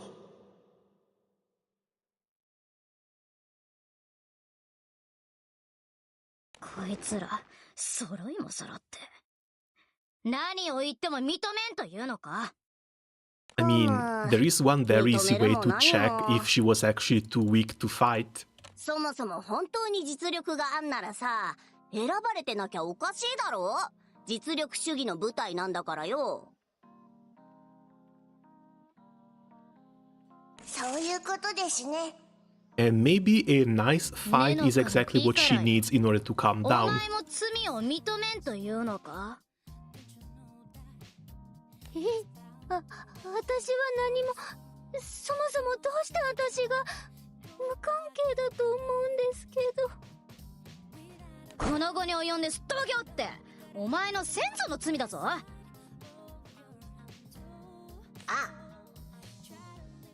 先祖？誰が誰のですか？初代根の神がお前の。そうなんですか？そこから説明しないといかんのか？父ちゃん、どういうこと？ One day, after Vikala was sent away from the orphanage, Dormouse had suddenly appeared before her. なんとなくです式神としての勘ってやつです。あ、できそうってピンときたです。だいぶ勘が鈍ってらっしゃるような。Girl was wrong the moment she decided to blame someone born 500 years after the culprit. Yeah, exactly. なんとなく選んだって言ってなかったっけ？こんな形で伝えることになるとは思わなかったですし。 Especially for something as minor as not making it as one of the 12 divine generals. 伝えられなかったですし。お前は初代根の神の血を引いているですし。そうなの？私たちがそうだからビカラちゃんもそうだと思ってたよ。私は全然そんな、なんか空きがあったからたまたま入れられたみたいな感じかと。取っ払いの仕事じゃないんだから。うん、ビカラ君も私たちと一緒だよ。そうなんですね。ビカラ君はどんな気持ち？なんかびっくりしましたけど。でも皆さんとまた少し距離が近づいたような気がして。嬉しいよね。はい。しほのぼのするな。やかましい。今取り込んでるから後にしてくれぬか。 Just ignoring the damn cat. こいつらどこまで私をバカにすれば気が It's 済む。 weird that she hasn't just jumped up and attacked them. いや、だからお主がそう思い込んでるだけでは。 But I guess it would be a 1 versus 12. 私は十二神将のトップにつくはずだったんだ。お前たちを顎で使ってな。 And no one is going to buy this. そその言葉、それ夢の中で聞いた言葉だぞ。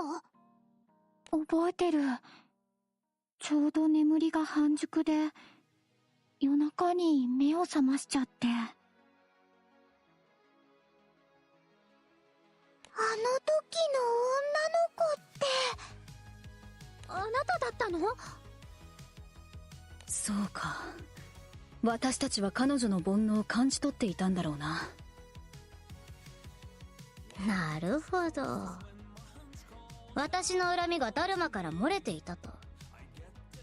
ダルマの破裂が着実に近づいているということだね。俺やバドラが感じ取ったのと同じだ。しかし睡眠時にサンカラの煩悩を知覚するとはさすが十二神将だな。み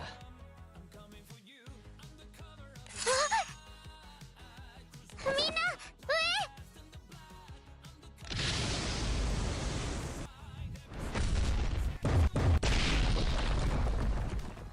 Bells, again. Suddenly, a colossal object plummets from the sky, the tremendous impact shrouding the entire area in a thick cloud of dust.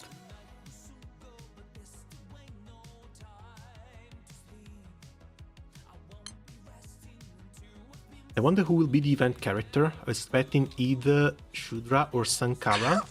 The distance in the preview seems to imply it's going to be the Dharma Primal instead. みんな無事か？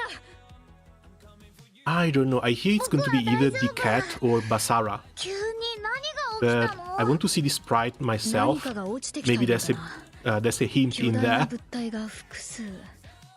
ちょっと待ってくれ。 And we should be reaching the end of the event. This should be the last chapter for this part. Dalla pauses, carefully scanning the area. 全員無事のようだ。サンカラというのも含め。あ、太陽を見てるんだね。 Honestly, if it's going to be Sankara, it's basically as if they gave us a Divine General Peak それ ticket. がよくわからない。巨大な物体だが生物ではないようだ。熱の持ち方が違う。 You're just forced to use it on a general you didn't know you needed. しかし落ちてきたのは3つだな。見て、煙が晴れてきたよ。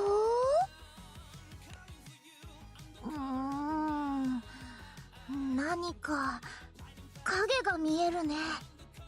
あれ？これは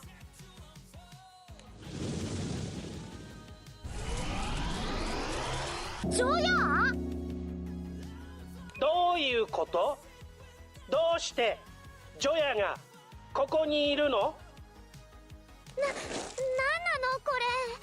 マプラ、どういうこと？俺にもわからない。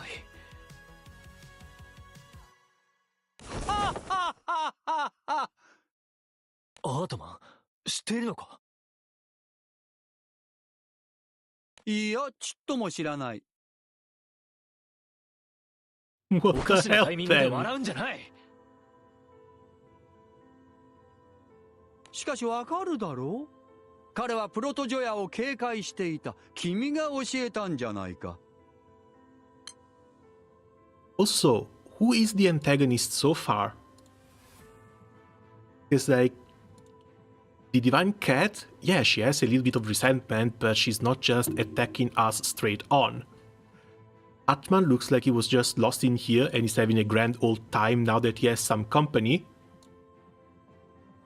And the Primal Beast basically just acts as a wishing machine for Sankara.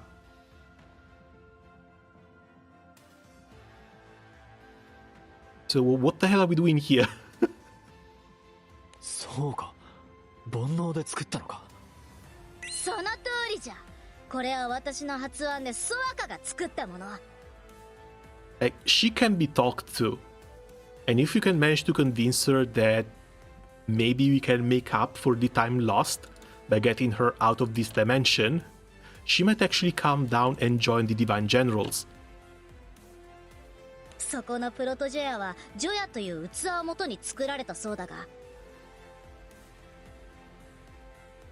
ソワカはプロトジョヤを元にこれを作ったというわけだ。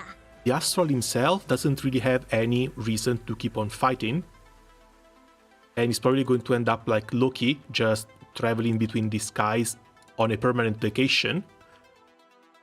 どういうことだい？ The only problem is the primal beast that grants wishes. 俺がさっきプロトジョヤ、ジョイに手を伸ばした理由は、ジョイを外界に逃がすためだったんだ。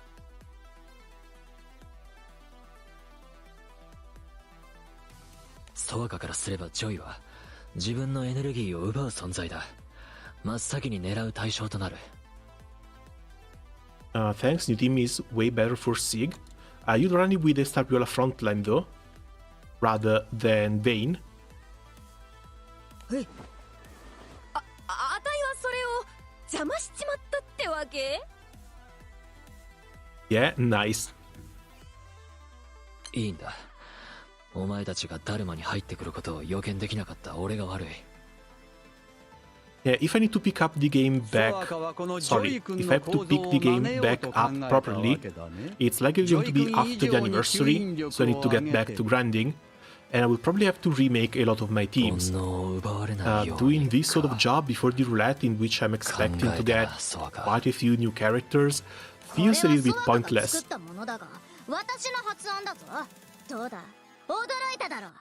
Esta Galleon trying to find someone to replace Lich Chen. Who was the replacement? そうか。煩悩というのか。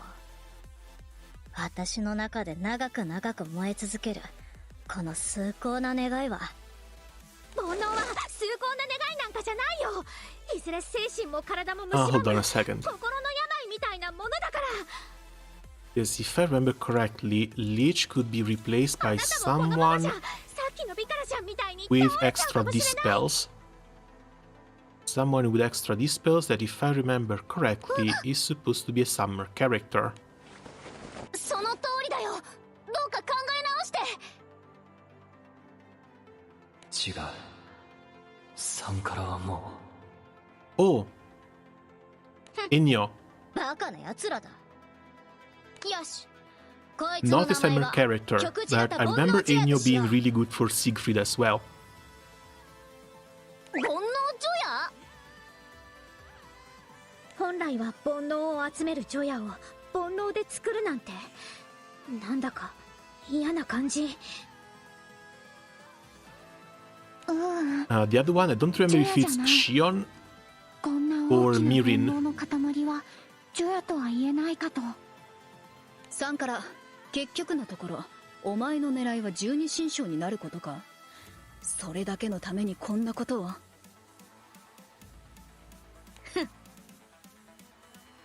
もはやそれだけじゃない。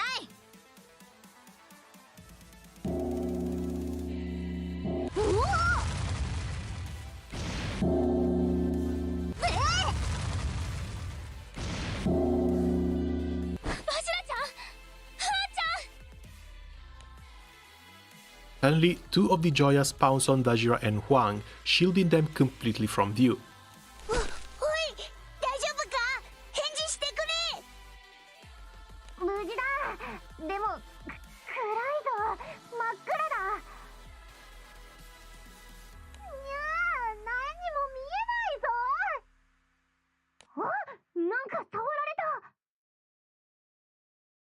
Yeah, give a try to Enyo alongside Starviola. The dispels should still proc her extra skills for a crap ton of damage. なんか枝みたいなのが伸びてきたみたいでくすぐったいの。触手みたいにまとわりついて。Oh no. The writers are doing it again.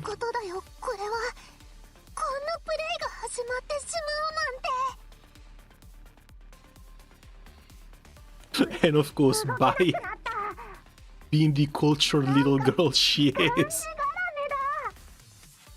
よし、捕まえたな。二つはそれ。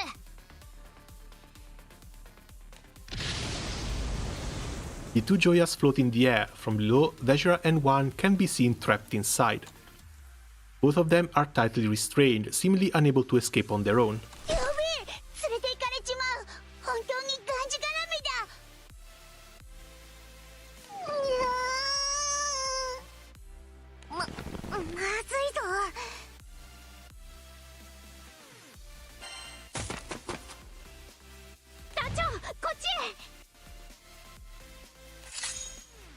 As Kumbira lowers her weapon close to the ground, the captain sprints over and plants a foot into it.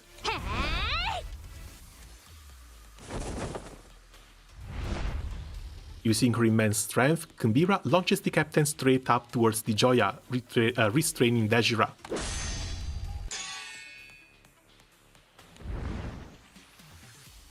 Oh, you get to pick the one you save. Cool. It's only one line of text, but it's not often that they do this sort of stuff.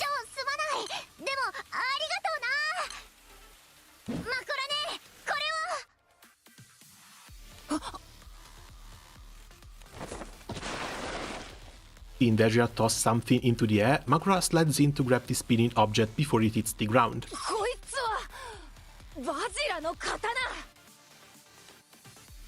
Yeah, since Basara can interact with people, better to have him out than in. Meanwhile, Bai targets the other airborne Joya with Wang inside.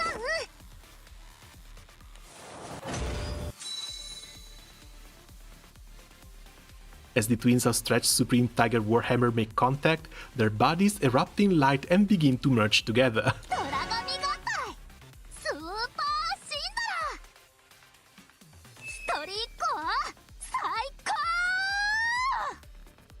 So they actually have it on command, that's nice.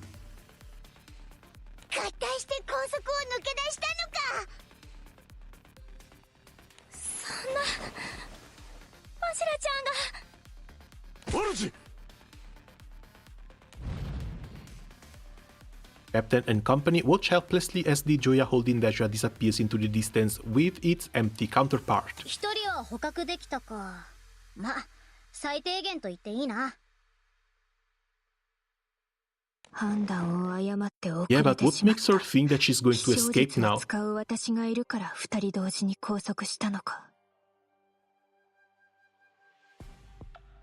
刀は任せときな、バジラ。扱い方は分かってるつもりだよ。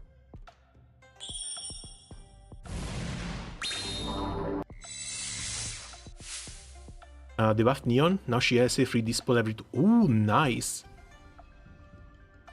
To be honest, I haven't looked up at the buffs for the Eternals yet. I know everyone has gotten a little bit better. I know apparently even Uno has become usable.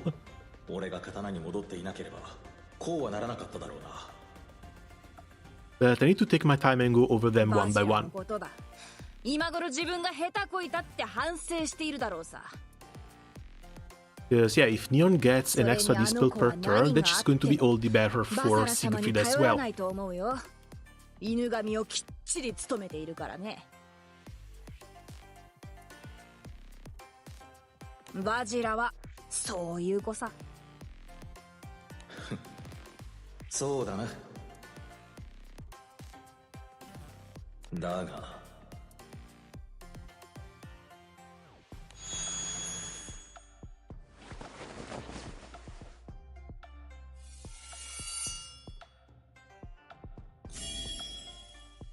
500年前の不始末は初代の俺がつけなければならない。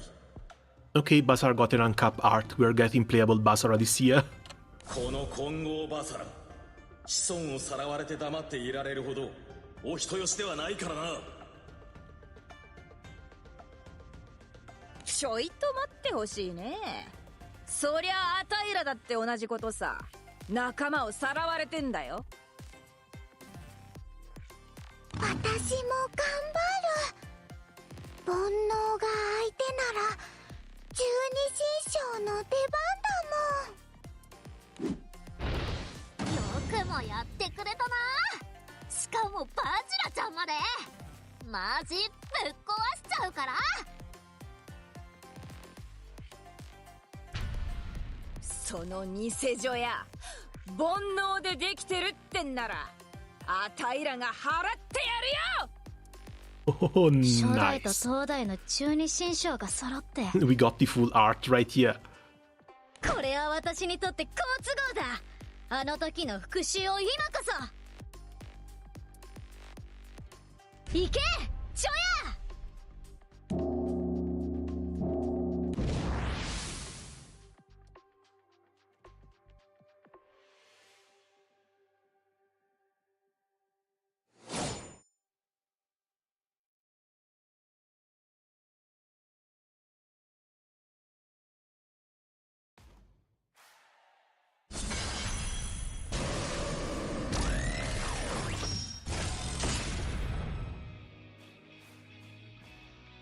Okay, give me a second.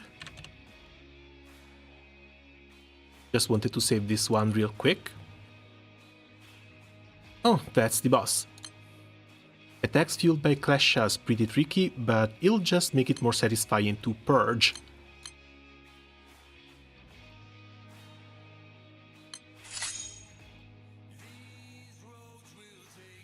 Why were people even doubting that we were not going to get the playable Basara? They gave him a damn sprite. I'm pretty sure this is not new. Sorry, I'm pretty sure this is new. Last time we saw him, it was just during a Fate episode.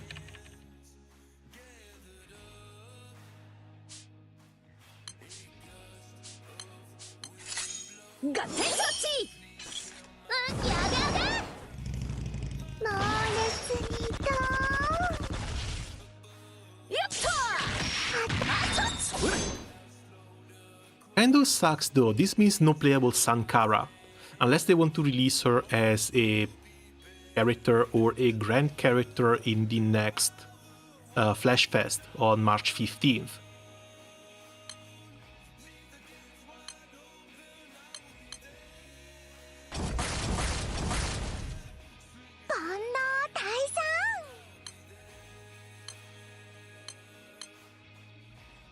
Is this some sort of ploy to unsettle the opponent, or are they merely that carefree? I'm afraid it's the second option.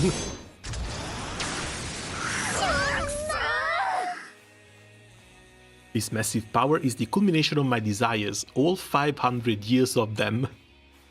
Talk about intense, no wonder it was leaking out of Dharma.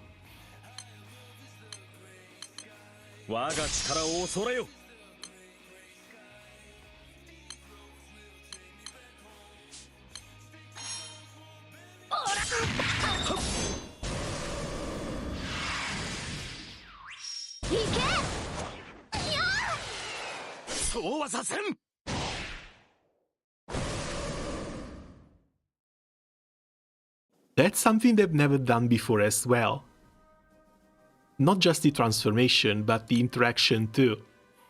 Looks like they're trying to pull off all these stops they had in order to make the combat a little bit better.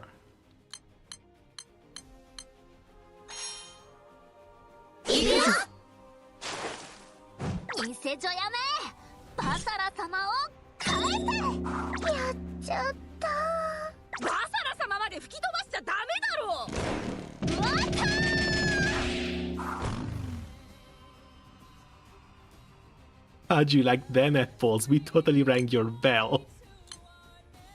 Let's keep smacking it until there's no tomorrow.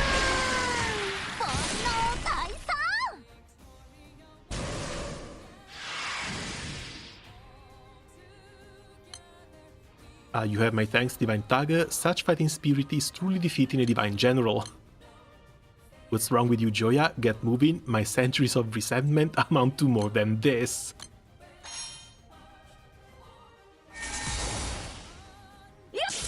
He has a charge attack animation too.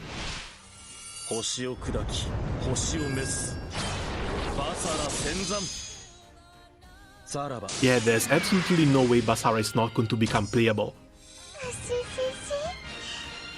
But hold on. Light.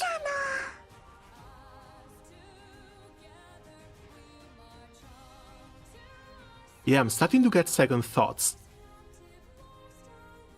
Because if he's Light, and Light is also the next Yoden fight, we might actually see Grand Basara released on the Flash Fest, rather than any other character around here. So the free character might still be Sankara, while the new Divine General becomes a Grand. New style unlocked for Sidala as well.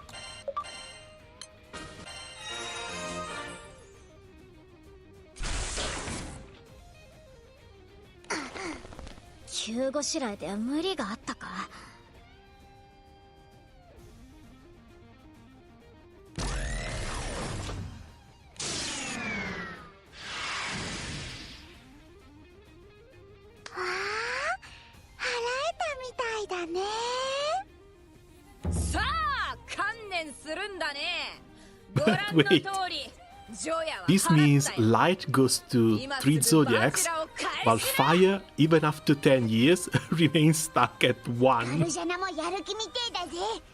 バジラを返させねえとおっかねえことになるぞ。いい気になるな。私は十二神将になる。お前ではなれない。なる。意気込みは良いが、なぜそこまで目指すのじゃ。気になるな。当初の意気込み以外に理由があるようだが。ここでそれを話してみよう。私が十二神将にならなければ、ならなければ何だったか。十二神将になれば何かが叶うはず。私の大切な。Don't tell me she has forgotten her motivation too. おい。Indala, who had approached had noticed it, slaps a stunned Sankara on her cheek. 十二神将に選ばれたかったのであれば、空の民の味方ということだ。その気持ちを忘れてどうする。Oh, new raids and new stamp collection too. Cool. ダルマが破裂すれば、この空間にいる聖小獣が全て空に解き放たれるんだぞ。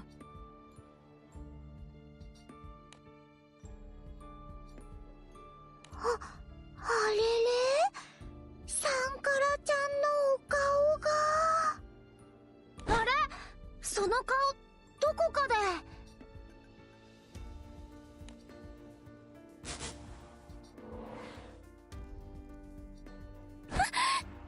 Wait, what? Sankara covers her oddly altered visage with both hands and crouches down in a panic. その顔は見覚えがある。シャムの一人、確か名前は。シュクラちゃんだよ。What the hell? Sensing their presence nearby, the captain grabs Badra's arm in time to hold her back.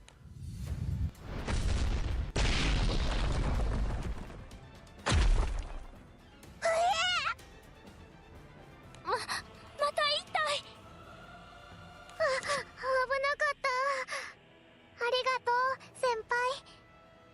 来たか。Following Mapra's gaze, the group spots a figure standing atop the Klesha-wreathed Joya. 彼が聖小獣ソアカだ。あいつがソアカ。Though he appears to be just an ordinary boy, as he jumps down from the Joya, his expression is one of unmistakable fury. マプラ、アートマン、よくも裏切ったな。ソアカ、君は危険だ。君の危険性にもっと早く気づき、破壊しておくべきだった。すまない。これは僕のせいでもある。理解できない。なぜそのような判断を。マプラ、これがソアカでいいんだな。ああ、こいつがソアカだ。このダルマを支配しつつある元凶だ。であればここで殺そう。バイシュラ、ダメ。シュクラちゃんが巻き添えになっちゃ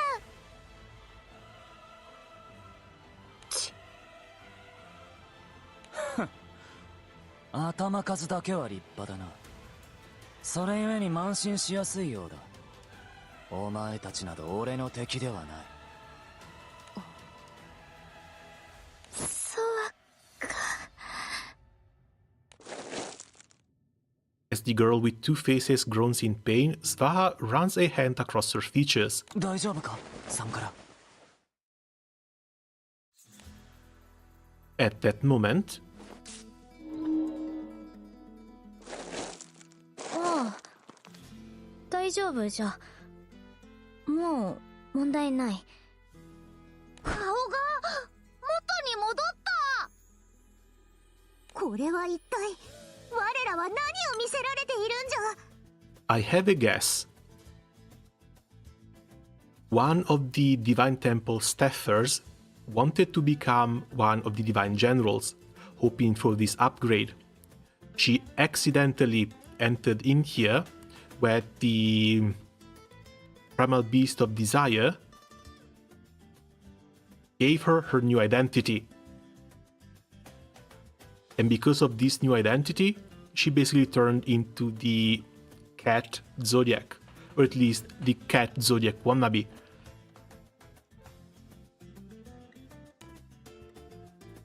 Svaha picks up Sankara and gracefully leaps back to his Zoya perch. 十二神将よ。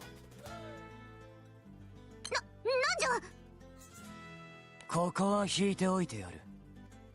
だがこの代償は高くつくぞ。ダルマからは出られない。お前たちはここで誰にも知られずに死んでいくんだ。With these parting words, the Joya ascends into the air. Atman watches as it soars away. 随分人間らしくなって、マムもきっと喜んでいるよ。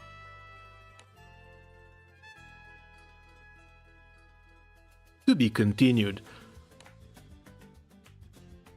Okay, that was a bit of a curious ending, especially when it comes to Sankara's real identity. Which again, I don't think it's Sankara anymore. バジラ、刀なら任せなよ。 And we're going to have to wait until the 11th to finally get Bajira back, which really sucks. So, we had the stamp collections. These must have gotten a bit of an upgrade. The one for Katura, I guess it had something to do with the raid, because we've done this accidentally.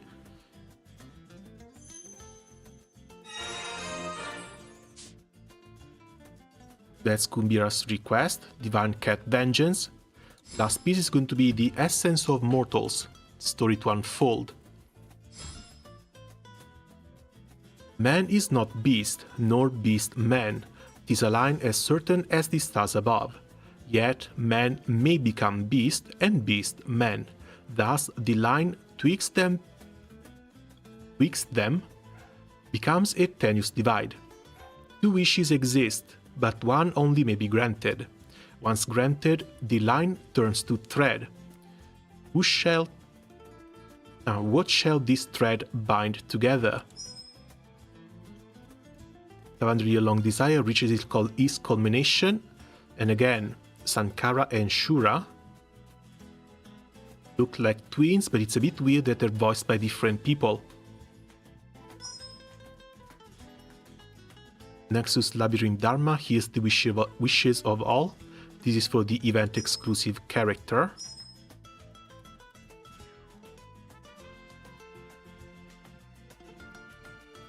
The silhouette makes it really hard to tell. There's a little part in here that looks a little bit like a shrimp.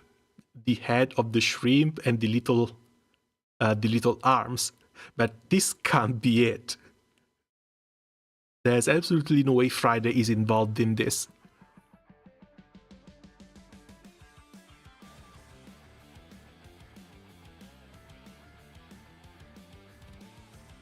The Dharma hears wishes of all. This is the guy that hears wishes. What are the chances that they're going to make Svaha playable? I don't think that's gonna be it. If anything, Svaha is just going to be the main enemy that we're going to subdue in the next update. So either we get Sankara, or we get Shura, or we get a dual character with both of them. I was kind of torn seeing Basara. Basara get a sprite as well as the charge attack. So I'm getting the feeling Basara is really going to be the next Grand released on March 15th, rather than this one being his uncapped art. Because if it was, this one would have at least something that resembles the silhouette of a katana. But everything looks very random here. These kind of look like flames. There's 3 things in here, 3 prongs in here. But these kind of look like flames. I don't know. I really don't know. It feels pretty damn impossible to tell. We're just going to have to wait and see. So, what do you guys think? 3 character as a duo unit and Basara as the next Grand?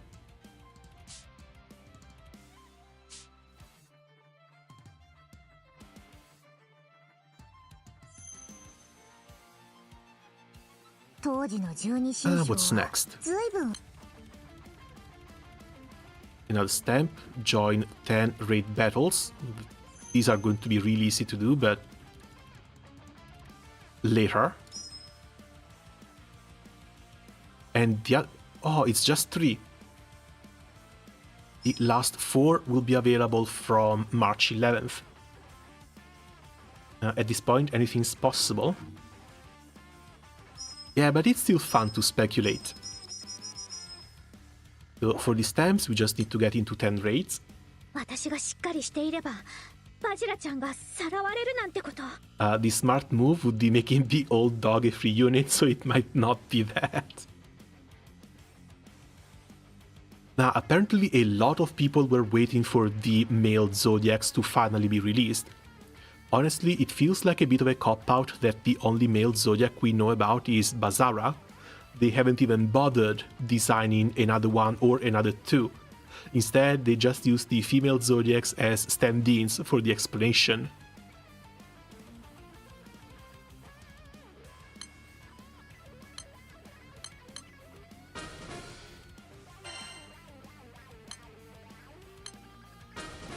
Okay, this is complete. Boxes, we get another 5.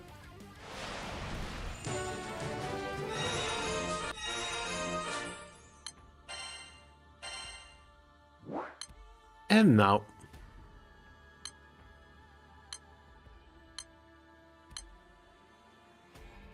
tigers.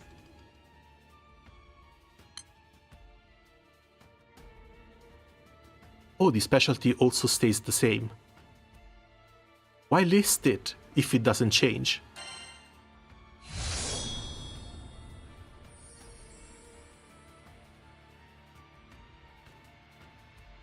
Massive earth damage to a foe, sharp boost to Super Sidala's attack. Luck goes up effect to caster, tank and counter up to 2 hits, while in fact, Echo, attack twice each turn and full force counter.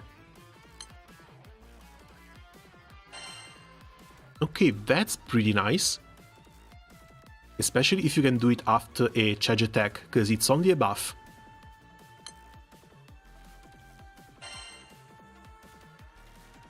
Spell cancel to all Earth allies, that's nice. Mirror image, dodge all attacks from one foes 1 time. Standard defensive skill. 1.2k% Earth damage to a foe, luck goes down effect. Defense is lowered. Again, special buff too, so this stacks with everything. Damage taken is supplemented, special buff as well, so it stacks with the Manatura one too. For every 2022, how cute. Earth normal attack damage dealt to this foe, bones plane damage, and damage taken is amplified. That's actually quite nice. Defense down, supplemented, and damage amplified. So it buffs everyone. It's all on 5 turns cooldown too. More likely to be targeted, low charge bar gain, deals triple attacks, amplify normal attack damage. So they're going to be really good for burst and OTK as well. Upon using skills, raises pitch scent by 1, maximum of 5. At level 5, sharp hit to defense, can't use skills, doesn't deal multi-attacks. And a boost to triple attack rate based on the number of foes debuffs. So she's basically alive only for 5 turns.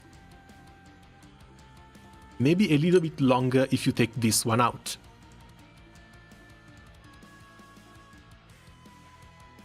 If she was a free character, she would be one of the best, but not sure as a gacha-gated one.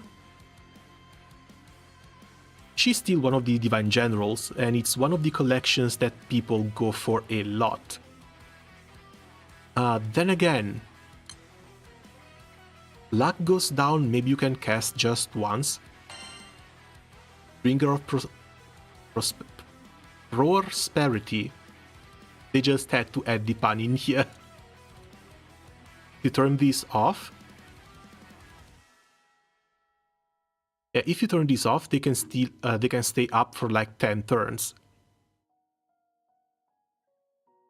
No, sorry, longer. It's going to be turn 15 once they cast the other skill.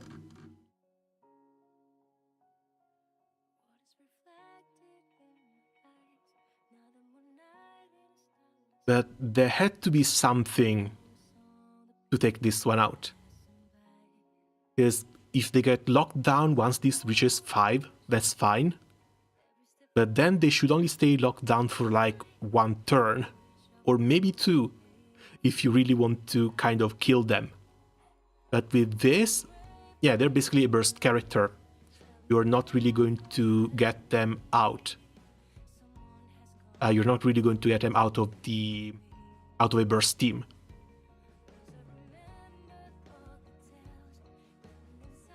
Charge attack you still kind of want to do as well. Assassin.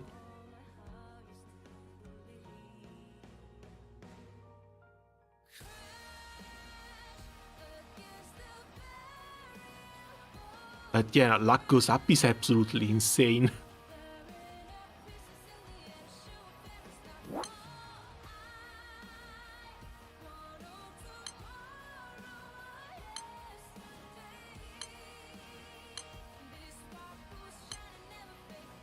Now, my setup is nowhere near perfect, mind you.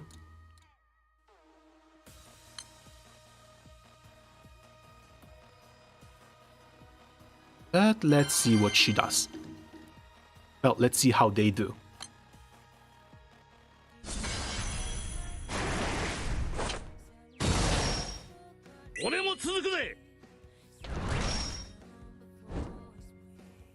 Lower on charge attack or something. Yeah, that would have been nice as well.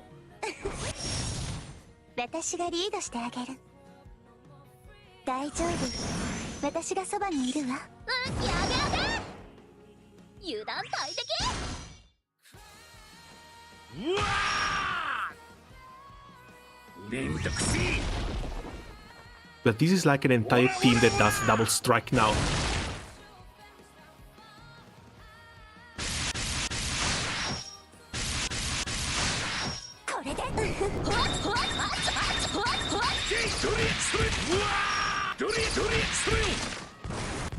One thing I might miss a little bit is going to be the extra debuffs when she attacks.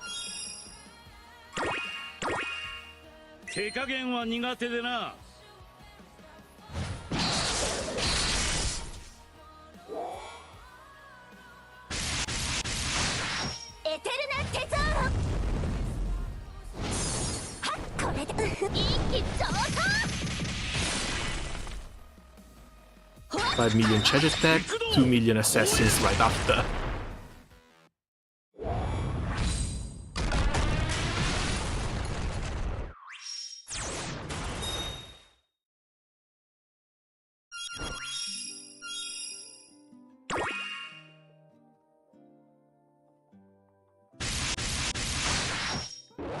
Another thing, she's bad with Brazil and chilling too.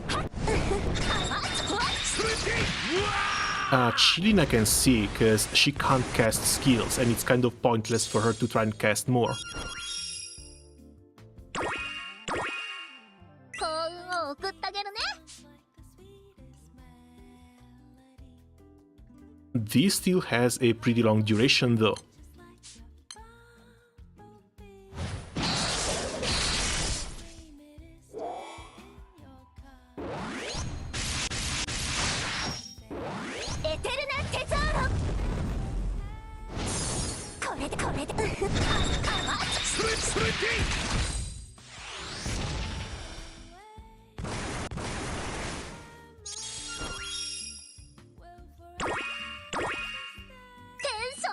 And of course the plane damage is over 2 million.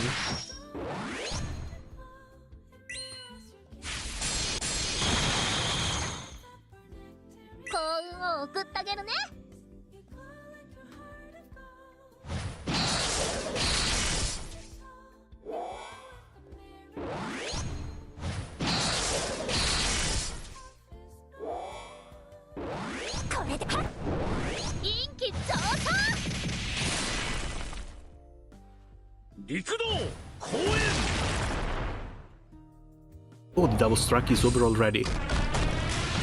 But we are on turn 5, so they're going to recast this right now. Or maybe not, because they're down. This is about the same fight length that we went through for the other one though. So stop this one.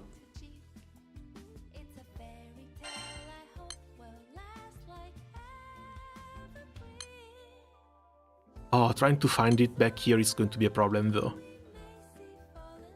100 million, kind of close to the damage Uriel dealt. 57 to 63.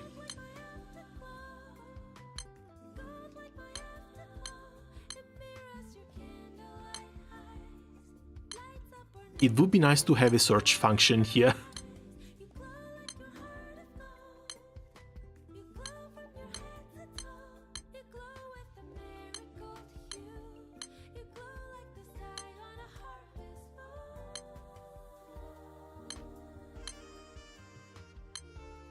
I don't think I can find it. Or maybe not, hold on.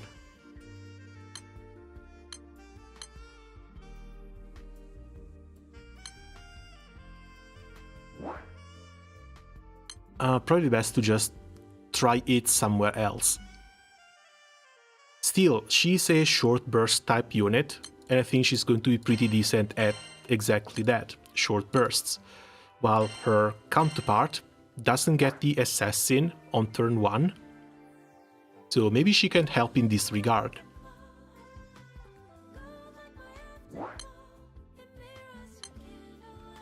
Let's see.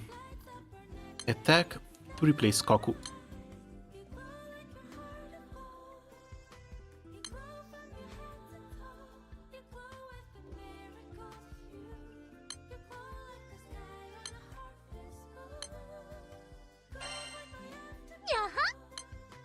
Now, if anything, I'm just happy that they brought styles back. So we might see a few more of these in the future, as long as they don't make us wait for another 4 years for a style change.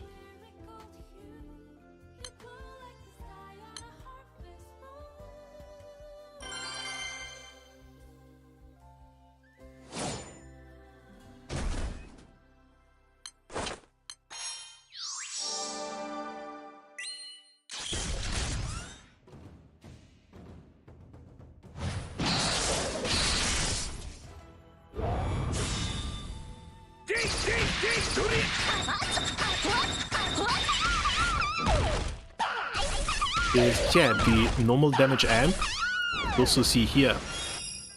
Both of them were on the 1 million, 1.1 million, Sidala was up to 1.2.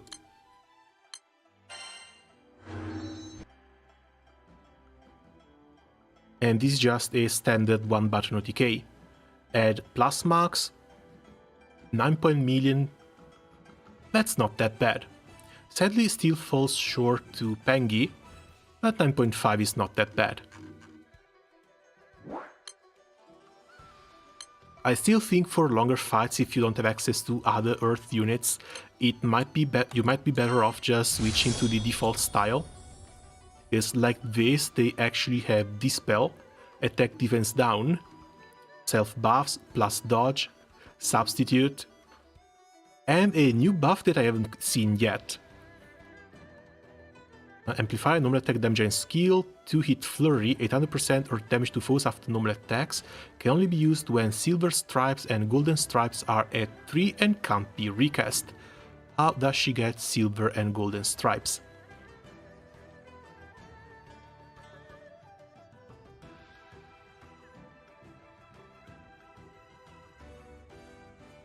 I'm more likely to be attacked, low debuff resistance, boost to attack, deal multi-attacks, raise Tiger Tape by 1 on triple, and charge attack.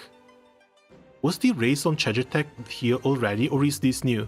Because I remember they had to do triple attacks in order to raise this one.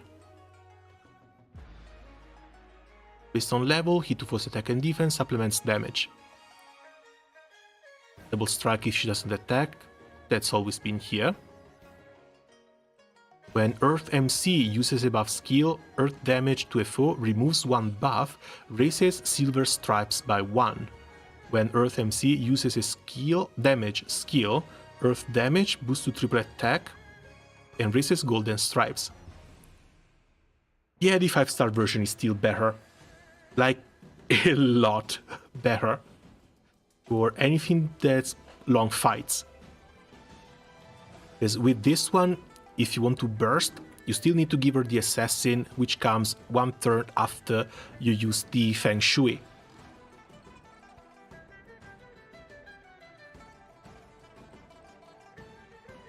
But other than this, yeah, nah.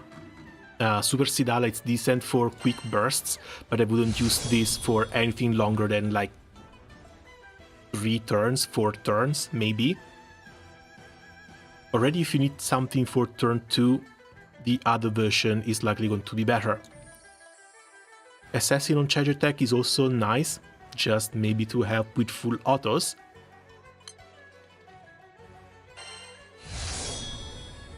But I guess in this situation, 2 is better than 1.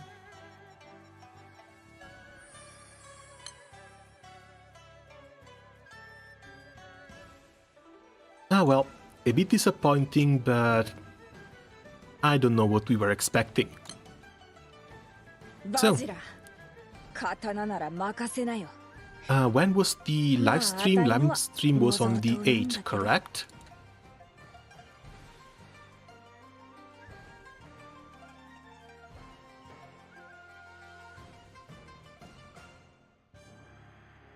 Okay, yeah, the anniversary live stream is on the 8th. So I guess that's gonna be it for Granblue Fantasy for the moment. Still got to do the progression and planning, check what to farm during this anniversary, now that we have MagnaFest and whatnot. But for now, I'm gonna stop here. It's almost dinner time as well. So as always, thanks a lot for coming by and keeping me company while playing the event. Good luck with your grind and the upcoming roulette as well, and see you guys around soon. Ciao!